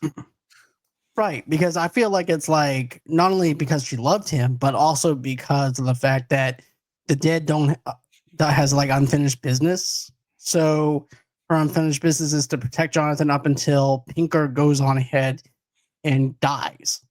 But then even after that, at the end, we get Allison again. So that doesn't even make sense. Yeah, no. So there goes that logic. So it just doesn't make sense. Even whenever you mean to tell me Allison could have just went on ahead and gave him the heart necklace all this time in his dream, and his friends didn't even have to go through this? And also at some point, That's a dick move. Allison is able to stop Horace with some weird Care Bear stare light that comes out of her stomach and attacks. Like, where was this power? And why don't you just keep doing this? It was like as if she's saying that she's now pregnant with Jonathan's baby. That they just had a one night thing with, and we don't even know if she's pregnant or not. I don't think they actually had sex because remember the very beginning, she's like, I wouldn't know. We haven't had sex. So, and they're dressing. Well, then she also spent the night. Well, I think she spent the night just to keep an eye on him because, of course, true. She thinks he's got a concussion, so she's tending to him. That part I get, but the fact that she's clearly all in white when she's the spirit form, it's like, could you paint her as virginal and pure just a little bit more? Because you're not being didactic enough, movie. Right, exactly. You're not giving us any explanation of it. We're just supposed to believe the fact that she's able to stop him because of the fact of her love for Jonathan, and that's it. There's nothing really to go on. So that takes away from me as far as that part goes. And then I also think it's just a dick move to be able to go ahead, go in your boyfriend's dream to give him the heart necklace again when he didn't even have to. Where basically he wasted everybody's time, all that time, to go ahead and get this, go into the lake to get the heart necklace. Yeah, which, okay, so the mask is ruined, and that's fine. Okay, I get it, because Horace heard the entire plan. He goes, he kills Pac-Man, he embodies the coach, he destroys the mask. I'm sorry, is this not a town? Can we not just go and buy a brand new mask? I'm sure there's more than one diving mask in the entire town. Exactly. Why does it have to be that one specifically? And you mean to tell me this coach can't afford, hey, look, man, I know you're going through a difficult time. Let me buy the mask for you. And we can all try and conquer him together. Yeah. But no. And it's not like this is scuba gear either, right? He's diving at night with no light underwater, trying to find one little necklace in the bottom of a lake. He goes to like the one spot in the middle, dives down 3 times, gives up, says, "Please help me." And then Allison, who has already visited him at this point, shows up in the middle of the lake. And he runs. He swims as fast from his love, the spirit of his love, as fast as he can, like she's the Loch Ness monster. Do you forget who she is? Right. And then he's spooked out twice by her. John is like, ah! He almost gets run over by a bulldozer. And he sportsman like gets out of the way somehow, but Spirit Allison shows up. You look a lot like my girlfriend who died. I'm gonna go to swim the other way, even though you helped me before. Oh, movie. Right. And then we finally get the fact of he takes over the lieutenant's body. Pinker does, and then you have this whole chase, and the music playing "No More Mr. Nice Guy," and then finally he tells his dad, "Hey, Dad, you have to fight this. You have to fight this." And then finally he does, and he's faked a heart attack, or he actually has a heart condition, but yes. Pinker doesn't know that he has a heart condition. Yeah, love this part of it. And again, me too. You've created a vulnerability in Lieutenant Parker, and you've created a reason for Horace to not be able to finish the job. You have this great chase scene, the going up the top of a television tower, and we already talked about how much television kind of plays into this whole thing, so fantastic. You have this great moment, and then just as Lieutenant Parker's heart is about to give out and Horace is about to lose, he finds a way to transmit his essence through a television signal. Lieutenant Parker passes away, but his own failing heart is enough to be able to save his adopted son, and Horace is gone. Can we please put this movie into an edit system, take a big old scissor cut right there, and end credits? Right, because that's all you really needed to begin. Yes. But no, we have to keep going because the movie's not over yet. Because why do that, Jason? Why do that? We still have to go on ahead and try to kill him through admitting the fact that Jonathan's not the killer. We have to establish that he's not the killer when all the other cops are actually seeing his own father chase after him. So now we have to show that he's not being framed. So now it becomes the fugitive, and then we have to go in and call this network team to show and say, "Hey, look, I know you guys won't believe me, but I'm going to go on ahead and we're going to set up this camera here, and I'm going to bring the guy in." Okay. And they all think he's shit crazy. Then you have his friend Rhino, who believes that Jonathan's telling the truth, and they're about to cut the power at 5 minutes till. So what do you think about the rules that they set up for that? This is the most convoluted plan since Baron Zemo tried to start civil war in the MCU. Or worse, Lex Luthor figured out that both Batman and Superman had moms named Martha. So let's really just kind of boil this down here. Jonathan, for reasons, figures out that, and okay, he knows that Horace is in the television signal. He's disappeared through it somehow. Why? Because he saw it. Okay, I'm fine with that. But now, in the span of about 5 minutes, he's come up with this idea that he's going to trap him through television, convinces a TV station to send an ENG unit and a live sat truck to his house, convinces his entire football team to knock out power for the entire town. I'm sorry, you're not the Fantastic Four. You don't get to tell the world to turn the power off. And has it all happening at midnight. Meanwhile, he's got to go out to the lake in the middle of the night with no mask whatsoever to try to find the necklace of power that's been tossed out there. Whew. And the spirit of every single person that Horace has killed is now visiting him after he tries to speed swim away from the ghost of his girlfriend. And then all of a sudden he somehow is able to get himself into the TV signal. Like, and then he fell asleep very quick. If you noticed, it's like, yeah. Okay. And then his friend's like, Jonathan, do not fall asleep. Do not let him catch you while you're sleeping. And then at that moment, you see Pinker come out of the TV set. And no. Before that, though, so he goes to sleep, right? And everyone's like, don't let him get you while you're sleeping. So he wakes up. Okay, perfect. And then he goes over to, and this is where the movie telegraphs itself so much, because, as he's relaxing the very beginning of the film, we see him relaxing in the Vibe-O-Matic chair that barely fits his body, right? But it's an electric chair. So, okay, fine. You're a football player. You got to relax. So he goes over to the chair, and then Horace is in the chair because, of course, now he's an electrical signal, and it turns into a freaking Harry Potter Professor Slughorn thing that starts to like hug him to death. What? Yeah. And another thing, though, too, man, if you know the serial killer, if you have the news people already over there, why the hell are you going to go ahead and wake up and go ahead and go in your chair to relax when you just got done relaxing? And then all of a sudden the chair just comes alive like it's a fucking Pee Wee Herman Playhouse thing and starts electrocuting him. Oh my goodness.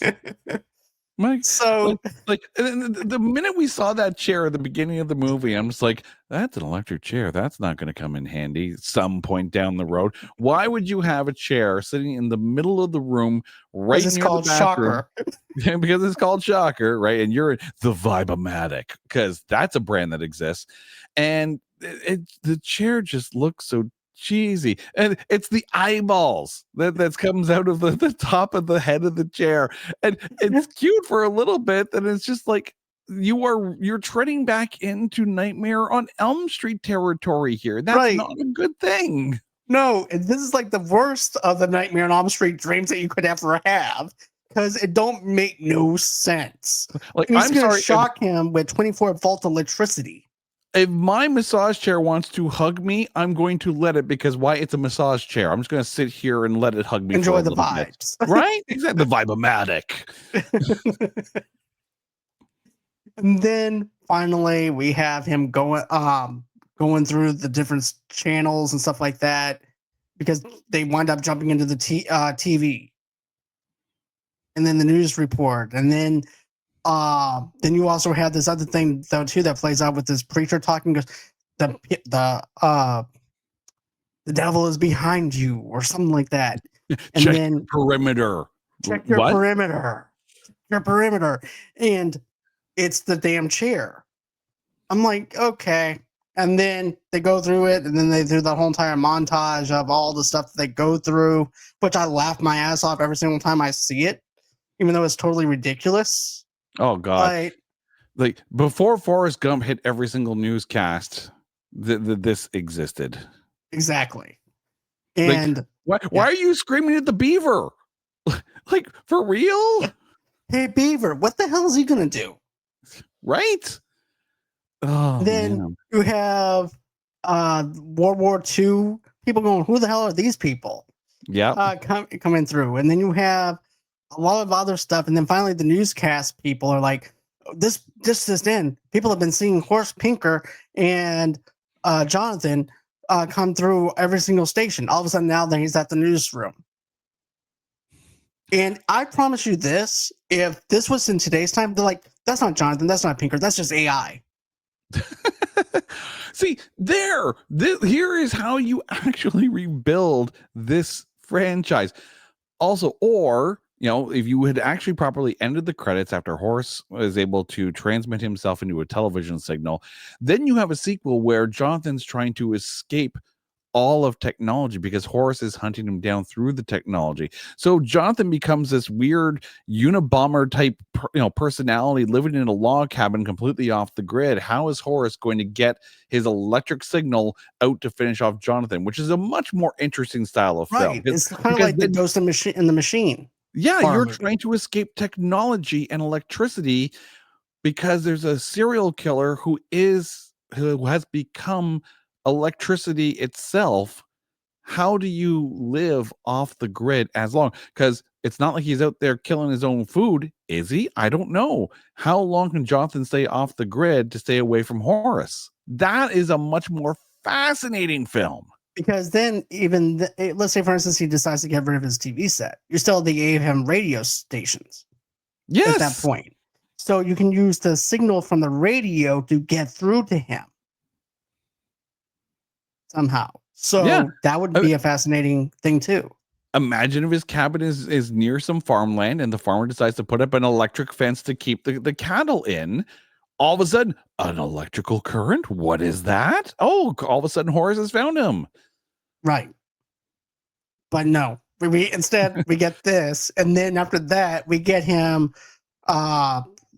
going. Then you have Jonathan going flipping through, fast forward and rewinding Pinker. You also have the people who are actually trying to show that Jonathan's not being framed. They get spooked out. They leave. And then, he goes, "It's just not my style. That's just not the way I like to do things." And he just pauses Pinker after he winds up saying, "This is for my family. This is for this." Yeah. Adam Sandler called. He wants his remote control back for Click too, because this is where it kind of falls into that comedy thing. Like he's moving the remote control around in order to like beat Horace, at his own game. But I'm sorry, the remote control doesn't work that way. And if it did, it would affect you too, because you're also in the TV signal. Exactly. Because that's also what I was thinking too. Even if Jonathan did escape on time and they cut the power, he would still be stuck in that camcorder. Yes.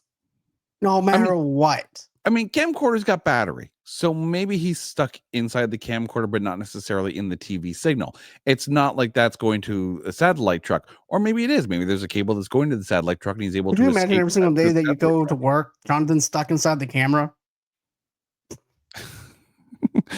Are you dreaming again, Jonathan? What are you seeing in your dream, Jonathan? Right. Can you focus a little, Jonathan? I'm trying to get this shot. It doesn't feel right. It doesn't feel right. Something's wrong. Yeah, and this is 1989. That's like Betacam or 3/4 inch U-matic kind of tapes. Like that, you are now stuck on a magnetic tape. Hey, that's electricity too. Why not?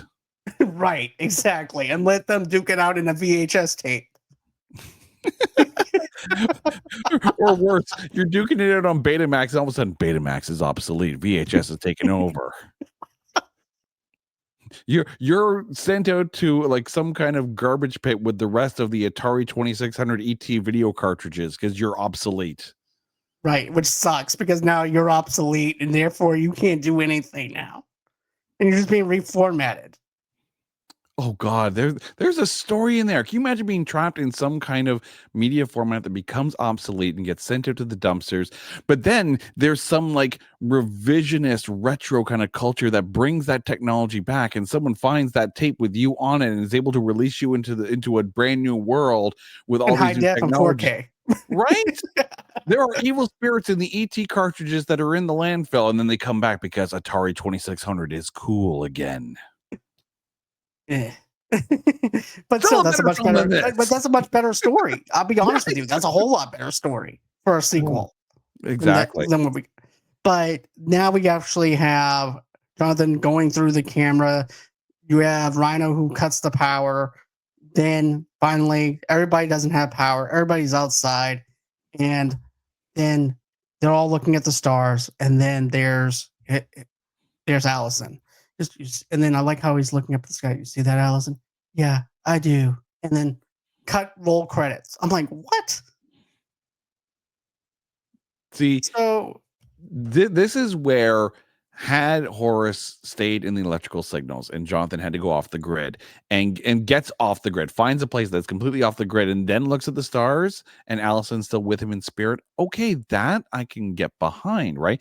But the minute they turn the power back on, Horace should be come back, because I'm sorry, there's a thing called capacitors in electrical pieces of equipment that store energy. Even adapters. They can even use charging cords and stuff. There's other avenues to actually use. But this actually feels anticlimactic, and it feels like it's like, okay, we have to kill the babysitter, which is the TV, which is why everybody's stuck inside the house, not noticing what's around them. Yeah. So, and that's what I seem like is the mixed message, but using it as a serial killer kind of vibe, I don't know. I just didn't like this ending as much as I wanted it to. And then even whenever he winds up having the fight with Horse and stuff like that too, I didn't really feel like I was on the edge of my seat at all No. with this.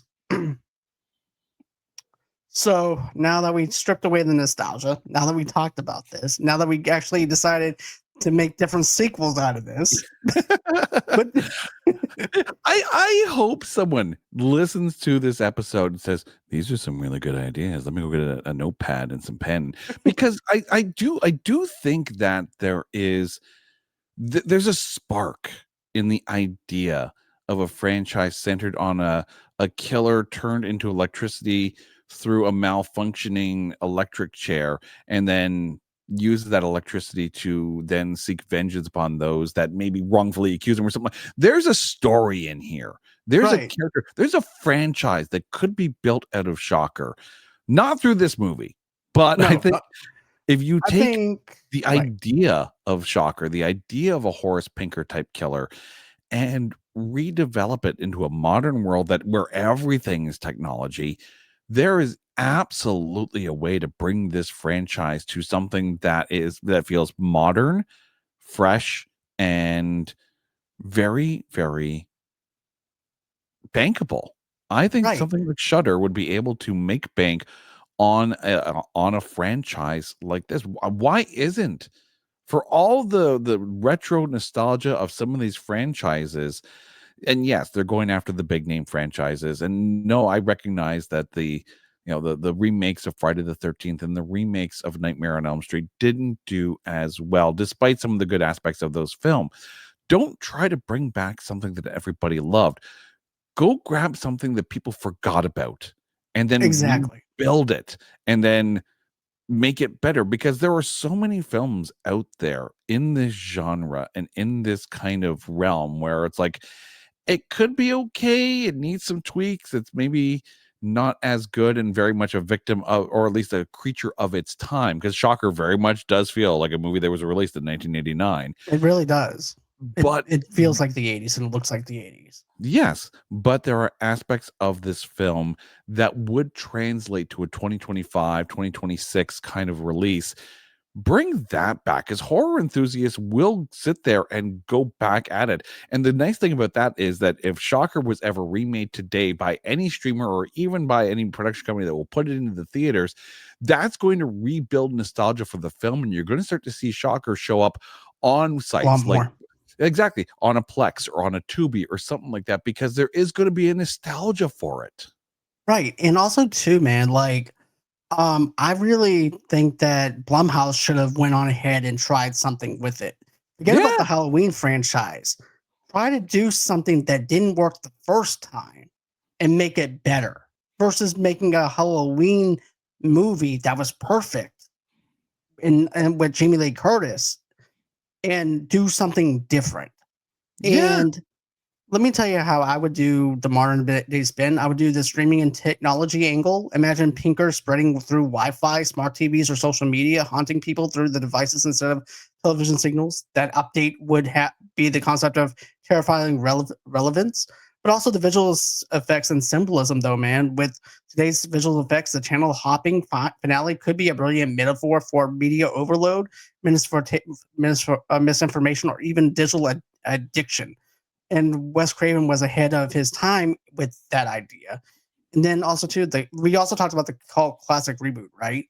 Yeah. So in the meta horror world, thanks to Screaming Cabin in the Woods, Shocker would lean into a absurdity, embracing the camp and the commentary with it. Yeah, it doesn't have to be Horace Pinker. It can be someone else who Right. is who somehow finds themselves turned into an electric signal or turned into a data signal by a malfunctioning execute attempted an execution. And then maybe it's Jonathan Parker that happens to have an inkling of this. Maybe Jonathan Parker has become an advocate against mass media because of all the things that he went through because he had to avoid electricity because of Horace Pinker, right? Right. You can have a retro nostalgia vibe for a film like this and make it modern. And you're right, like the number of people you see on downtown streets and whatnot, completely glued to their phones and not paying attention to the real world, it can become a secondary message to a Shocker reboot by saying, get out of your phones and get back to living in the world. And Looking also, around you. yeah, and, it leads into a bunch of different things. The idea that you are always being monitored or recorded in some kind of way. Thanks, Google, for all the ads for the random things I say just near my phone. I needed to see all of those advertisements. But your every movement is tracked by something. But what if there was a killer in the signal that could track you along with it? So the idea of people unable to put down their phones, unable to disconnect, and that becomes their own downfall. That's a brilliant idea for a film. I agree. So, what would you actually give this as far as a modern day rating? As far as a modern day rating, I mean, you have to take a look at this for what it is, right? A modern day remake, if done right and done properly and done, very much, with the basis that we were just kind of talking about, I think that would fit into like an 8.5 kind of thing. Like going back and taking a look at this film, yeah, we've had a bunch of laughs kind of talking about some of the absurdity of this. I think I like this movie more because it's so absurd looking back at it. But I think, again, the pieces are there for a modern reboot, and if they ever did and they made it with a bit more of almost social commentary on media dependence, then I think it does sit in that 8.5 kind of realm. I agree. For me, I gave it an 8. I'm gonna have to go maybe a little bit down because of my love for it, and I still like it. I still would watch it even if it was on cable or streaming. If I saw this was like the first thing on Prime, I would go ahead and click on it because I Yeah. like it that much. So I'm at least gonna go down to like a 6.5 for Yeah, me. I think my original 6 is probably still around where this film sits for me kind of thing, but again, this is why I say that sometimes having a movie or a podcast that looks at movies that are eh, unfairly maligned or sometimes just that bad, it's a fun to talk about because we've now spent 2 hours sitting here, and it hasn't been some educational diatribe about the metaphysics of everything and the symbolism and all. We haven't had to sit here and have thesauruses, encyclopedias, and the entire Funk and Wagnos collection to make sense of everything. It's not a puzzle box, it's not a meta commentary on reality. It's a goofy, fun, not salacious slasher kind of Our movie. serial killer horror film that has a whole ton of heavy metal in there for you if you like that. But it gave us something to have a good chuckle at, and it gave us something to enjoy. We found good things to say about this film. Right. We had a good laugh while we were talking about it, and I swear to God that I would watch a bad movie like this sometimes more than I would rewatch a good movie because there's just something fun about watching something that is so close that could have been right but was so wrong. I agree. Even though they missed the marker for this movie, they got a lot of stuff that I could actually just turn my brain off and enjoy still. Oh yeah, And I really like it. I really like this movie a lot. I'll still going ahead. I bought it on 4K for crying out loud, and there's a reason why. you're a brave So man there. yeah, I bought this on 4K, and then I rented it on YouTube because it didn't come with the digital code. And I was trying to cook, so what I did was I went on ahead and just rented it on YouTube for like $4. So there you go. You can't complain with that, man. But that's the thing. It's fun. I love watching a bad movie, and I have loved rewatching this film and having a good chat with you on this one. Me too, man. Well, guys, that's going to be it as far as this show goes. We'll be back again. I'll have probably Justin on the show. We're going to be talking about the movie The Faculty, which is also one of my other favorite horror sci-fi movies back in the 90s. So we're going to be doing that. Peacemaker Season 2, the finale dropped yesterday. I'll have my friend Chris on the show with me on Sunday at 4 o'clock p.m. Central Time, Eastern Time during this taping of this episode. By the time you get this episode, it'll probably be out already. But we're going to be talking about Peacemaker, the season finale. We're going to be combining the 7th and 8th episode together, like we've been doing with all the other episodes. So stay tuned for that. And thank you again for listening to the podcast. Get your audio podcast where you guys get your audio. And always until next time, guys. Bye-bye.